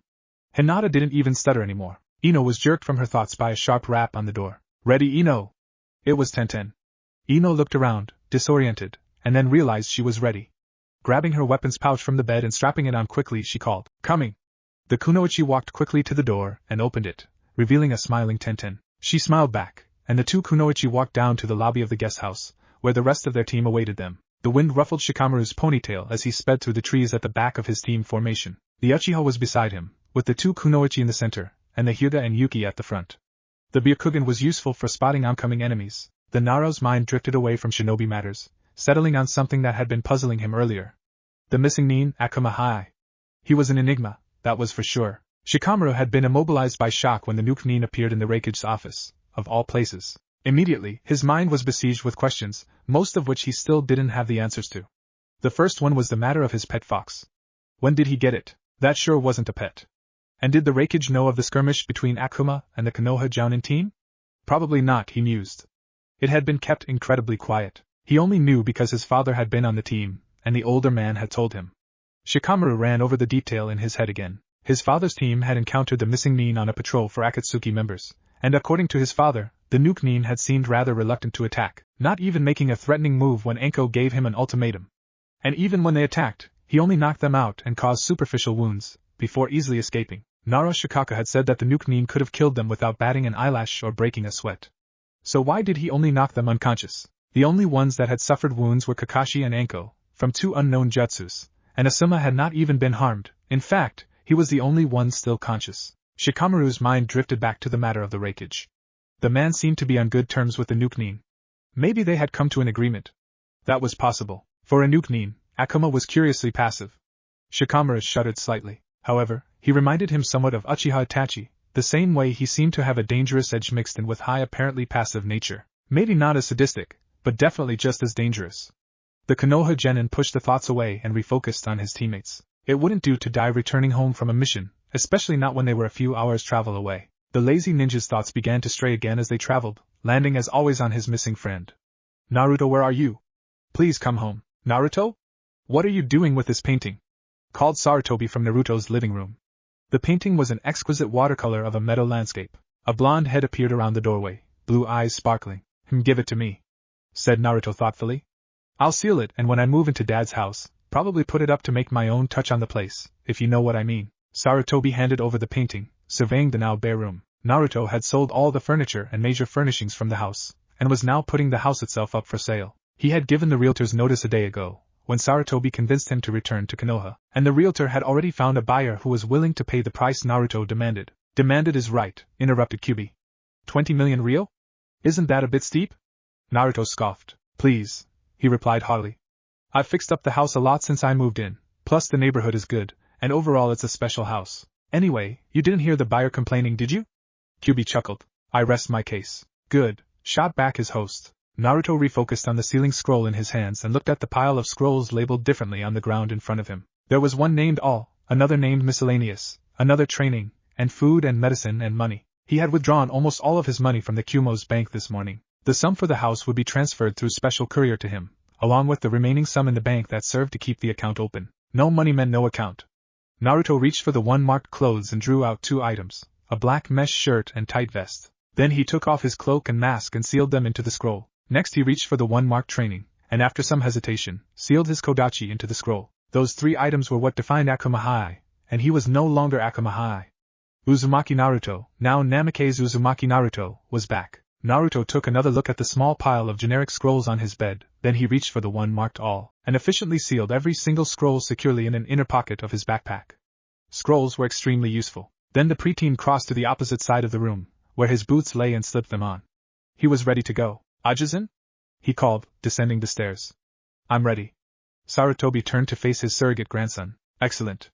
Are you able to put on the genjutsu, or would you like me to do it, just in case? The Sandaime had to ask, as up to the night before, Naruto had not fully mastered the technique. Well, it was an SS-class genjutsu, after all, and Naruto's strong point was definitely not genjutsu. The young male's hands whirled through a sequence of seals before his body began to change, blending into the background. But it stopped at his legs, so he looked like a pair of legs and nothing else. Sarutobi's face broke into an amused smile at Naruto's frustration. Don't worry, you will get it soon enough, he reassured. You can keep doing it during our journey back. Naruto nodded, dispelling the incomplete genjutsu. He stood still as Sarutobi's fingers went through the same seals he had a few moments ago, and then looked down at his now translucent self. Then he and Sarutobi walked out the door, locking it and hiding the key under the mat for the realtor and his customer, who would come later that day. The 2 shinobi walked through the town, looking like one, because of the genjutsu cast by Sarutobi. It was no problem exiting the village, since Sarutobi was in disguise and Naruto invisible under the genjutsu. Sarutobi signed the ninja register, and they were off. Naruto walked beside the Sandaime Hokage, his eyes homing in on the gates of Konohagakure no Sato. Here we are again, he sighed mentally to Kyubi. Don't worry, it won't be like last time, reassured the fox. But I'll miss being out of the seal. Naruto chuckled, his spirits calming. I could always let you out during training. Good idea, kid, commented Kyubi. Hey, where are you going to live? Naruto frowned slightly as they trudged closer to the gates. He and Sarutobi had spoken about just everything, except that subject. H couldn't live in his old apartment. He wasn't ready to let anyone know that he was back just yet. He had made a few conditions with Sarutobi. 1. He got to choose when to reveal himself to Konoha. 2. To train by himself. And 3. That Akamahai would completely disappear. An idea came suddenly to him, and he snapped his fingers. I know, he said triumphantly to Kyubi. I'll henge into an unknown ninja and rent an apartment. With the way my chakras changed, plus your genjutsu and my new attitude, they'll never guess. Kyubi grunted. I like that idea. Naruto murmured a vague reply, emerging from his subconscious to gaze on Konoha's gates. Both he and Sarutobi had on the genjutsu. It wouldn't do to let just everyone know he was back yet. The 2 shinobi strolled casually past the Jounin guards, Naruto's lips curling into a smirk as they passed, completely undetected. Konoha shinobi weren't so great. Naruto followed Sarutobi through town until they came to the Hokage Tower. Then, focusing chakra to their feet, the 2 shinobi moved quickly up the wall, climbing in through the open window. Once inside, Sarutobi ensconced himself in the chair after dispelling the clone that was previously occupying it, and Naruto settled himself in the shadows. Then he whipped his hands in a series of seals, muttering, Ninpo, Fujin Fugo no Jutsu. The room glowed purple, and Naruto looked up at Sarutobi. Ajisen, I'm going to rent an apartment as an unknown ninja, so don't worry about my living arrangements. I'll also let you know when I plan to reveal myself. Sarutobi nodded, a small smile on his face. Just remember, you are a Namikaze, Naruto, he reminded caringly. Naruto smiled. It felt good, knowing he had family, even if they were all dead. Naruto dispelled the genjutsu and hinged into a nondescript brunette, dressed in a mid-torso jacket, tight vest, slightly baggy pants, and sandals, all black. He bowed mockingly towards Sarutobi. Nice to meet you, Hokage-sama, he said, his voice taking on a manly tone. I am called Jinsen Tsurugi. Arigato gozaimasu for allowing me to become a Konoha ninja, Sarutobi chuckled. Naruto had not lost his sense of humor. You may go, Naruto, he dismissed his grandson recasting the genjutsu. Naruto climbed out of the window and into the street, mingling into the crowd. Dispelling the genjutsu quietly, no one noticed a brown-haired ninja suddenly appear in the midst of the crowd. Smirking, Naruto set out to find somewhere to live. The Jinchuriki in disguise halted in front of a rather classy set of apartment buildings, his now brown eyes scanning them intently, before nodding in satisfaction. The brunette walked up to the sign, studying it, then turned to leave. The realtor's office was not far from here. He had found an ideal place. The shinobi trudged along the streets to the office, smiling wryly as he remembered the day in Kumo he had done almost the exact same thing. The only difference was his bank balance, and the location. His bank balance had swelled considerably, even without the proceeds from the sale of the house, since he had collected at least 15 million ryo in bounties whilst traveling as Akamahai. Naruto broke from his musings as he neared the realtor's address. It was a small white building, with a few windows and a blue door. Naruto pushed open the door, entering the small waiting room. The woman at the receptionist's desk looked up with a ready smile at the new customer. "Ohio, how may I help you?" she queried. "I want to rent an apartment," said Naruto, getting straight to the point. "How much is it?" The woman didn't blink an eyelash at his directness. She replied, 20,000 ryo per month. "Are you moving in today?" Naruto nodded rather curtly, and the woman seemed satisfied. Drawing out an official-looking paper, she began filling it out. "Name?" she said, not looking up. "Jinsen Tsurugi," he supplied. She wrote it down, and then shoved the pen and paper at him. "Sign here," she said, indicating the spot. Naruto leaned down slightly and signed the paper with a flourish, smiling slightly as he handed the paper back to the receptionist. The woman handed him a key. "Apartment 3B," she stated abruptly. Nodding politely at her, Naruto took the key and walked out. Life in Konoha was starting again. 2 weeks had flown by, and Naruto was thinking of revealing his presence in Konoha sometime during the next week. Well, the keyword was thinking. "You can't hide forever, Kit," commented Kyubi. "Yeah, I know," sighed Naruto. He was definitely going to have to do it next week. Naruto stared into the bathroom mirror. Cerulean blue eyes stared back at him, his eyes deep pools of something. They were unreadable. Naruto shrugged and turned away. He supposed that with all the emotions he experienced in the past, his eyes had tired of showing them, and now remained neutral unless one emotion was predominant. He had dispelled the brown-haired man's henge since he was in his apartment, and even if someone was spying on him, he had nothing to hide. His return would just be exposed a little sooner than expected. However, he didn't think it would happen. He hadn't seen any of his former classmates since he returned, and persons had not been giving him any overly curiously looks. They seemed content to let him alone, but he would have to reveal himself soon if he didn't want to begin mingling with the other chunin, or else people would become suspicious. "Hey Kyubi, you want to come out?" he asked the fox demon suddenly. "Just henge into a cat or something, just in case. You know Konohagakure is paranoid about foxes." Kyubi chuckled, his deep voice showing both his amusement and surprise. "Yeah. Thanks, Kit," he said gratefully. It felt good, being able to sense everything from outside the bars of that damned cage. Once out, the demon henged into a pure black Siamese cat, twitching his tail slightly as he hopped up onto the kitchen counter. The kitsune in disguise looked steadily at his host before beginning to speak through their mental link. "So Kit, how are you going to announce your return?" Naruto grew serious and drew up a chair to sit in, his hand going to his chin in a thoughtful manner. "I actually don't know. I guess I was just going to tell Sandame that he could go ahead and inform the council of my return. He hasn't yet, you know. He promised not to, until I was ready. But I can't hide forever, plus I'm big enough and strong enough to protect myself now." Kyubi nodded in agreement to Naruto's monologue. The preteen continued. "On the other hand, it seems that I have been replaced, according to Sarutobi. Do you remember the shinobi with the long silver hair in the Raikage's office 7 weeks ago?" The cat grunted, twitching its ears and tail to show that it was listening. "That was him. Kagane Yuki, I think he was called. I don't like him. There was something that made me feel suspicious about him. I don't know why, just that I will watch what I say and do around him. Maybe I could practice and train by myself for a while until Sarutobi decides whether to put me back on Team 7 or make a 4-man cell." The blonde sighed. These thoughts were making him hungry. Naruto got up from his chair and walked over to the fridge, pulling out a few packs of raw pork, half-frozen. Kyubi growled in pleasure at the intense scent of the raw meat, his tail twitching. He eyed the meat, a predatory gleam in his feline eyes. "Henge back and come on the floor, Kyubi," ordered Naruto. When the fox obeyed him, Naruto set about a dozen large pieces in front of him and turned away towards the stove to barbecue the pieces he had left. He needed to eat, and now. The pork was soon done, and Naruto sat down at the table, his stomach growling loudly as the aromatic scent wafted past his nostrils. Quickly grabbing a pair of chopsticks, he snapped them apart, then said enthusiastically, "Itadakimasu." He then proceeded to devour the pork. Naruto had picked up some better table manners on his travels as Akamahai, and now possessed table manners so elegant as to put a noble, Hyuga or Uchiha to shame. He had picked the new manners up the same year he had learned to dance. Memories filled Naruto's mind as he ate. That year had been the one he was trained by Kana.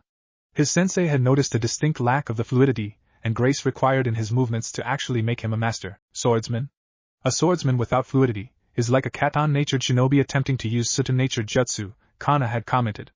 It just doesn't work. And so he had taught Naruto how to dance. The Jinchuriki hadn't protested too much, because he noticed that the new fluidity his body developed helped a lot in taijutsu and stealth techniques. Now he was literally able to ghost along a forest floor littered with dry leaves and enemy ninja without making a sound. Ah yes. It certainly did work out. Stretching, Naruto got up and turned absent-mindedly to the window, staring blindly out of it. His mind was not even present. The Jinchuriki was too busy reminiscing over his time spent with Kana, whom he had surpassed. It was a pity, because then he would have seen a shocked Hyuga Niji, Byakugan activated, staring right into his face from the branches of a tall tree 50 meters from his window. Niji stared in disbelief. What dash? Naruto was back. When did that happen? Everyone in the village would have known for sure. And he looked different. More mature. The Hyuga replayed the events of the past 45 minutes in his whirling mind. It had all begun when he had been walking through the town, coming back from picking up a new set of kunai. He had overheard two Chunin speaking about the new ninja, now a Konoha Chunin, originally from Kumogakure. The news had sparked the stoic Hyuga's curiosity, along with the fact that no one knew anything about him, except his name. Jinsen Tsurugi. So Niji, seeing the man a short while after, decided to shadow the brown-haired Chunin and try to find out more about him. Little things, like maybe his chakra nature, etc. The Hyuga had followed his fellow Konoha ninja to the new realtor's building, where he apparently paid his rent. Even more curious, Niji waited until he emerged, then followed him away with some difficulty, as the former Kumo-nin was apparently extremely good at escaping and covering his tracks. If Niji had not had the Byakugan, he would have lost him, and as it was, he almost did. But he had managed to trail the shinobi to the new apartment complex, taking note of the number written on the front door. 3B. Niji had silently crept around to the side of the house, where he could get a clear view into most of the rooms with his Byakugan. Niji would always remember that moment as the most surprising one in his life. The Chunin walked into his bedroom, casually unbuckling his shoes. Then suddenly, he made the ram's seal with his left hand and he disappeared, revealing the features of someone Niji thought he would have probably never seen again. Naruto. Niji could only stare in shock. He had stared as Naruto went into the kitchen, talked to his cat, which had suddenly appeared from nowhere, and began to prepare something. Now here he was, gaping blankly at Naruto's unfocused face 50 meters away from him, racking his brain for a way to get down from the tree without Naruto noticing. He watched the blonde carefully. He would have to act quickly, or else his cover would be blown, and that would not be good. No, not good at all. He watched Naruto closely, waiting for the split-second chance when he could quickly descend the tree. Suddenly, his body tensed as Naruto's head began to move. The blonde shinobi turned his face away from the window, and Niji took his chance, jumping quickly to the ground. The dazed Hyuga walked aimlessly away from the apartment complex, his feet subconsciously taking him to the town. But the prodigy didn't notice. His mind was too preoccupied with trying to process the astounding fact that Uzumaki Naruto had returned to Konoha. Suddenly, he heard a voice calling his name. Niji! Niji! It was Kiba. The slightly canine boy ran up to the Hyuga, a curious look on his tattooed face. The Inuzuka looked more closely at the shocked Hyuga, his brows knitting in a concerned frown. Hey man, what's up? You look like you've seen a ghost. The Hyuga was pale with shock, and he seemed completely detached. Kiba began to worry. Niji never let his emotions, especially ones like these, show, and right now all Kiba could see was pure shock. Kiba brought his large hands to the Hyuga's shoulders, shaking his comrade gently. Niji! Snap out of it! He called, his voice getting desperate. Dimly, he heard the rest of the Rookie 9, except Team 7, coming out of the restaurant behind him. Their voices were just as shocked as Kiba's at seeing Niji. Of all persons like this. Niji opened his mouth, his eyes refocusing slightly, and Kiba breathed a sigh of relief, releasing him. Naruto, he said quietly, staring off into the distance. Kiba stepped back unsteadily, his eyes wide in shock. What? The cry was enough to snap Niji out of his daze and back to the real world. The Hyuga stared at the group dispassionately before answering in a monotone. Naruto's back. Naruto, currently disguised as Jinsen Tsurugi, made his way out of the town towards a particular set of training grounds he had been using recently. The Namikaze heir had been training there ever since his return to Konoha, but was not afraid that someone would see his jutsus and steal them, because they were all either done without vocalization, or the seals were so fast only Sharingan could copy them, and even then the user would have to possess an unusually large chakra reserve. Naruto reviewed his training schedule mentally as he strolled to his training grounds. First, he would add 50 more pounds of weights to each limb, making the weights per limb come to a total of 300 pounds, so that meant he was wearing 1,500 pounds in total, not adding in the weight of his weapons pouch and weighted boots. Naruto nodded in satisfaction. After he had gotten adjusted to his weights, he would work on his new chakra manipulation technique, Futon, Sashiki Tasaki, and try a normal wind-style jutsu without vocalization. Probably the one had created earlier last year and perfected just last week, the Futon, Rensa no Inbijibiru, plus his Hayatan, Hari Jizu technique. He had a lot to do. The Jinchuriki walked a bit faster, then, an idea coming to him, looked around, then Hiroshined to the training ground. However, a surprise awaited him there. When Naruto poofed into a small clearing on the edge of the training grounds, he was instantly surrounded by a group of Konoha ninja. Looking around, he realized that they were the Rookie 9, with the exception of Team 7.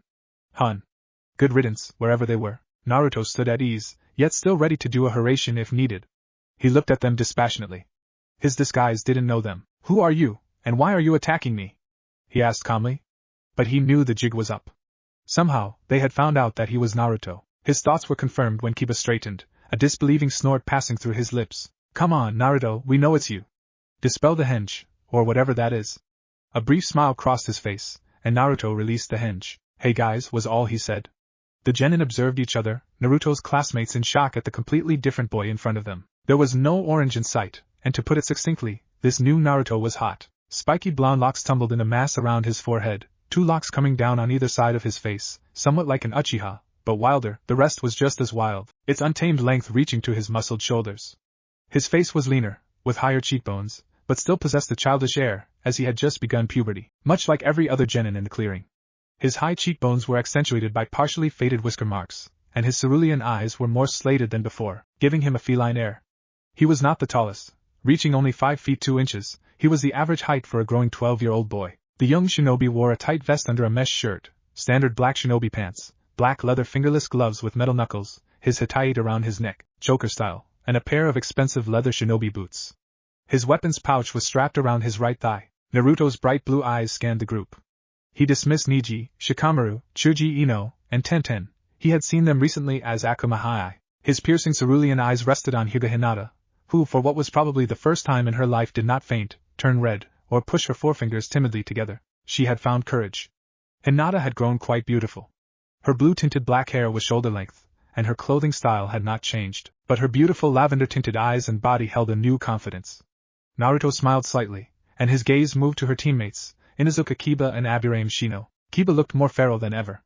The tattoos on his cheekbones had been enlarged, and he now wore a furry-edged hoodie that made him look similar to his 2-foot dog Akamaru. His nails and canines were both longer and sharper, giving him a slightly bestial air. Naruto knew that this improved version of Inuzuka Kiba was not to be scoffed at. He directed his assessing gaze at Shino. The Aburaim clan member was nothing if not more stoic than ever. He was fully covered in a long, high-collared trench coat and sunglasses. There wasn't much else different about him that Naruto could tell, since he had not even spoken to his fellow genin when he had been in Konoha. He didn't know where Lee was, but he thanked Kami that the bright green spandex wearer was not present. He would have become a missing nin again just to escape the horror that was Lee's grin. Silence reigned as the Konoha genin studied their returned comrade. He was obviously extremely powerful. Even though he was no doubt suppressing his chakra, the power rolled off of him in his small movements. There was a literal reservoir of latent strength evident. Even his clumsiness had disappeared. Naruto was now as fluid as an expert dancer. His every movement was like controlled, molten lava, just waiting to be provoked. Shino's face remained expressionless, although his Kikai bugs were telling him that if he tried to fight Naruto now, even with his bugs' aid, he would be defeated. That was something. Shino knew that because of his clan technique, he was probably the strongest ninja of the genin group apart from Shikamaru. Kiba looked at Naruto, startled, as Akamaru yipped quietly and urgently, informing him that Naruto was strong enough to take on all of them at the same time, and still win. Okay. Naruto was strong. Pause. That was the understatement of the year. Naruto spoke. Even his voice had changed. It was deeper, smoother, more menacing. How did you know I was back? Neji stepped forward, Byakugan activated. I spied on the new Konoha shinobi and found you. Naruto cursed. Kyuso, well, at least he knew that it wouldn't have happened if he was in his Akuma High persona or on a mission. It seemed that he had lowered his guard in his hometown, feeling subconsciously safe. He raised an eyebrow nonchalantly. Oh? I see, was all he said. The group gaped.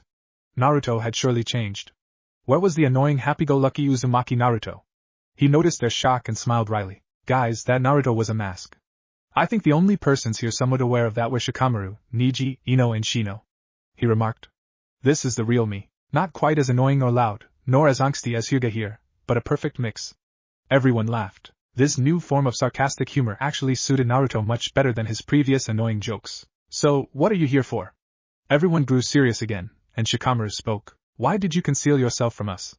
Even if we were never very close, we were comrades, weren't we? Didn't we deserve better than that, a little more courtesy? When were you going to reveal your return? Naruto grew sober. You're right, Shikamaru. You do deserve more courtesy. However, I have quite a few unpleasant memories of Konohagakure, and I preferred to get reacquainted with my home, purge my mind before I met with you. As for revealing my return, I was going to do it sometime next week. Sandaime has allowed him to train by myself until I can be put on a team. Therefore, I might be put on any one of your teams, not just Team 7 in particular. I understand that there is a new shinobi, Kagane Yuki. Does anyone know anything? That is, except from his description and Uchiha-like past. They shook their heads, and Naruto smiled at them, stepping forward to embrace Kiba. Anyway, it's good to see you all again. They laughed, and everyone moved a group hug, even Shino and Niji. Were you planning to do anything in particular today? Queried Naruto. Shikamaru shook his head, but Kiba answered, No, actually. We all have training to get to. Naruto smirked. So do I. I'll see you later or tomorrow then? The group murmured assent. Naruto nodded. All right then. Ja-ni. He called over his shoulder at them as he entered the training grounds. The group looked after him, smiling, then left as one. Naruto sighed as he walked deeper into the training grounds. His cover had been blown. Ah well, he had been planning to reveal himself next week. What difference did a few days make? He sighed again. He would have to tell Sarutobi that he could approach the council about the Namake's heir. Pushing his thoughts aside, Naruto focused on his training. He had too much to do to worry about the council. The Jinchuriki found the clearing he had been using for the past 2 weeks and sat down, drawing out 2 pairs of weights. Naruto adjusted the gravity seals on each weight until every single one of them weighed exactly 50 pounds. Then he strapped them on and began to try to get his body adjusted to them. The best thing would be kenjutsu, but with the disappearance of Akumahai, Shin also had to conform and disappear, so he had sealed it away in one of his many sealing scrolls. Then an idea struck. It was the perfect time to try his new Hayatan Jutsu. Naruto's hands whipped through a series of seals, ending in Tora, and said quietly, Hayatan, Hai Kata no Jutsu, Kodachi. Almost immediately, a Kodachi, crafted perfectly of ice, formed in his hands. Naruto made a few experimental swings and thrusts with it, and when he was satisfied that it was both sharp and sturdy enough for practice purposes, began on of his created sword dances, the Odori no Gujiusuki. As if by magic, a shadow clone appeared, wielding a Kodachi. Griming, the clone proceeded to attack its creator, and the identical duo began a solely kenjutsu spar. After a while Naruto stopped, and dismissed the clone. An idea had come to him during his fight. What if he could summon his weapons? He could make clones of his kunai and shuriken, both normal clones and ice clones, and use them in a variation of the Shiho Happo no shuriken, except this one would be literally weapons in all directions. Naruto set to work, making normal clones of Saban needles, shuriken, kunai and various small daggers first, then creating ice clones of the exact same weapons. That way, he could incorporate the ice weapons in any of his Hayatan Jutsus. They were also quite handy for channeling ice chakra into, so that when the opponent was hit, the wound would flash freeze from the inside out. They would eventually die from hypothermia. Naruto smiled sadistically as he began sealing the 100 or so clones of shuriken and other weapons. This attack would be called ninjutsu, Buki Zengasayu. The Namakes tucked the scrolls for his new jutsu into his backpack and returned to the clearing to practice his other Hayatan Jutsu. Hayatan, Hari Jaizu! He cried. Immediately, a forest of ice spikes sprung up around the Namake's heir, blocking him from all sides. He smiled in satisfaction. He had finally perfected it. The last time he did it the spikes pierced him as well, which was not good. A good jutsu did not harm its user. Now, it was both the ultimate defense and offense. Defense: no one could get through the spikes easily, unless they had Katan Jutsu, and offense: any ninja within 150 feet would be pierced to shreds by the suddenly emerging shreds. Plus, he could now control the direction of the spikes. Naruto's eyes became hazy and unfocused as he recalled the origin of the jutsu. He had met a shinobi named Kage Kimimaro on his travels as Akumahai. The Kage had been with a group of bandits, raiding a village. The crackling of huge fires and agonized screams of mingled pain and grief had drawn the Konoha Nukenin, and making his way cautiously towards the battle scene, he had encountered a boy no more than 2 years older than him, fleeing the scene. He had confronted the male, and they engaged in a battle. Kimimaro had long white hair that was tied into 2 loose ponytails, and 2 red dots were side by side on his forehead, between his eyes, marking him as a Kagaya, and the last of the clan. He had used his curious bone Kekai Genkei, but as he had only begun to use the technique in battle a few years ago, he had not fully mastered it, except for one technique, Hari Jaizu. It was exactly like Naruto's Hayatan version, except that it was not a field of ice spikes, but instead a field of bleached white bones. Naruto had defeated him, but not without some difficulty, as the bone-breaking kicks and jutsus that would be effective against most shinobi were no more than annoying cuts to the Kagaya. However, Akumahai had won the respect of the Kagaya, and they had agreed to a truce, and Kimimaro had insisted on giving him a parting gift, for helping him to find his purpose. Kimimaro had taught him the seals for the Hari Jaiza at Naruto's request, and from there, Naruto had converted it, with much research and perseverance, into a Hayatan Jutsu. The blonde's eyes refocused, and he shook his head, allowing the ice columns to fall and turning back to his backpack. Time had flown by, and it was now time for him to leave the training grounds and see Sarutobi. The blonde took a swig of water and with a few hand seals, Hirashined to the Hokage's office. Naruto had placed the seals for Hirashin all over Konoha, and even found some originally placed by his father, like in the Hokage's office, and at the hot springs. There were probably some at the Namake's home also. He could feel them tugging at him whenever he hiroshined past the general direction of the Hyuga estate. In a flash, Naruto appeared outside the Hokage's door. The two A and BU stationed outside the door looked at the genin in shock. Uzumaki Naruto was back? The Hokage answered almost immediately, and Naruto entered the room. There was no need for words. As soon as the blonde entered the room sans disguise, Sarutobi knew that his surrogate grandson was ready to face Konoha again. He would call the council for a meeting tomorrow. The council members stirred uneasily in their seats as the Sandaime Hokage walked in, his face unusually stern. The clan heads knew that whatever occurred in this meeting, they would not like it. Sarutobi strode to his chair between his two advisors and former teammates. Sitting down, he steepled his fingers, and looked at the assembled council. The group of clan leaders returned the gaze uneasily. Suddenly, Sarutobi placed a folder onto his desk and drew out 3 pictures. Rising to his feet, the Sandaime Hokage pushed them into the center of the table. Take a look at these pictures, and tell me who you think they are. The council members' eyes widened as they recognized the persons in the respective pictures. Some looked confused. Hyuga Hayashi decided to speak. The first picture is Namake's Minato, our late Yondaime Hokage. The second and third are of a relative to the Yondaime? Maybe even his sons? They look very similar. Are they twins? Or maybe the same person at different stages of his life? A sense of satisfaction coursed through the Hokage. It was going well. He looked around at the council members and noticed the scowl on the Haruno matriarch's face. Yes, Haruno-san? Is there a problem? He asked courteously, knowing full well that the woman disagreed with Hayashi's opinion on the second picture. The woman frowned before answering. Hokage-sama, that second picture is of the Uzumaki Naruto. Some council members wore smirks at the Haruno matriarch's hasty self-correction. The last time she had called Uzumaki Naruto a demon brat, Sarutobi had confiscated 1/6 of the Haruno lands and suspended her from council meetings for a month. Everyone else got the message. Uzumaki Naruto was not to be called a demon brat. The Hokage reached for the pictures now lying face down on the table. Holding them in one hand, he stared at them briefly. Namake's Minato, the Yondaime Hokage, smiled back from one picture, and his son, Namake's Naruto, stared back from the other 2 pictures, one without his whisker marks, and the other with them.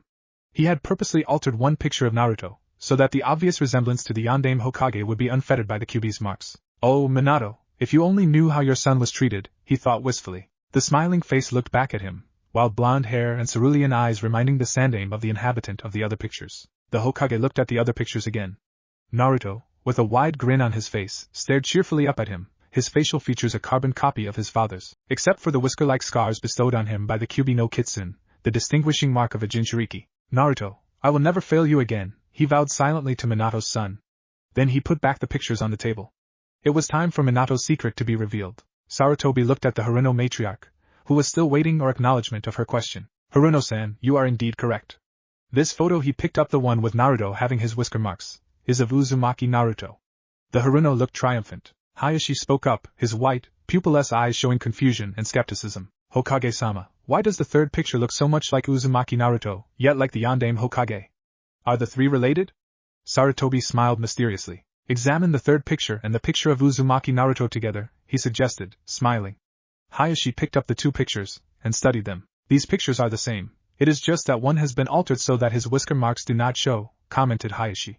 But he still looks like the Yondaime. Sarutobi's smile grew wider. He would let them figure it out.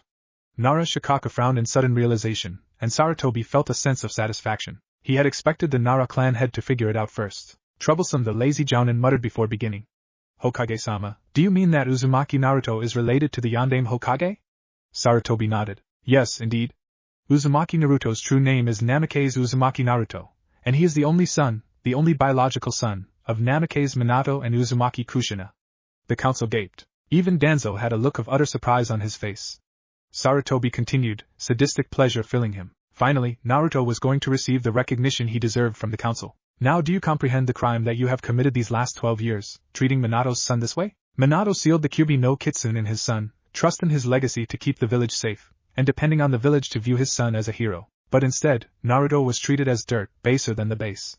An innocent boy treated as a capital murderer. He had left the village 3 years ago. However, he has returned, and I will no longer deny him his birthright, as he has come of age. He will be allowed to live in the house that is rightfully his, and given access to his father's bank account. Are there any problems with this? The council was silent. They knew better than to object and feel the wrath of the Sandaime Hokage.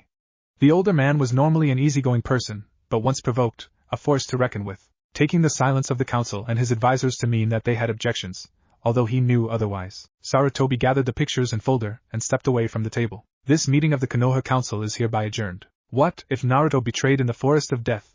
And thanks for watching my video till the end. If you enjoy this content, then do consider subscribing to my channel. And leave a like if you guys need the next part. Comment down, and thanks for watching the video, and see you guys in the next video.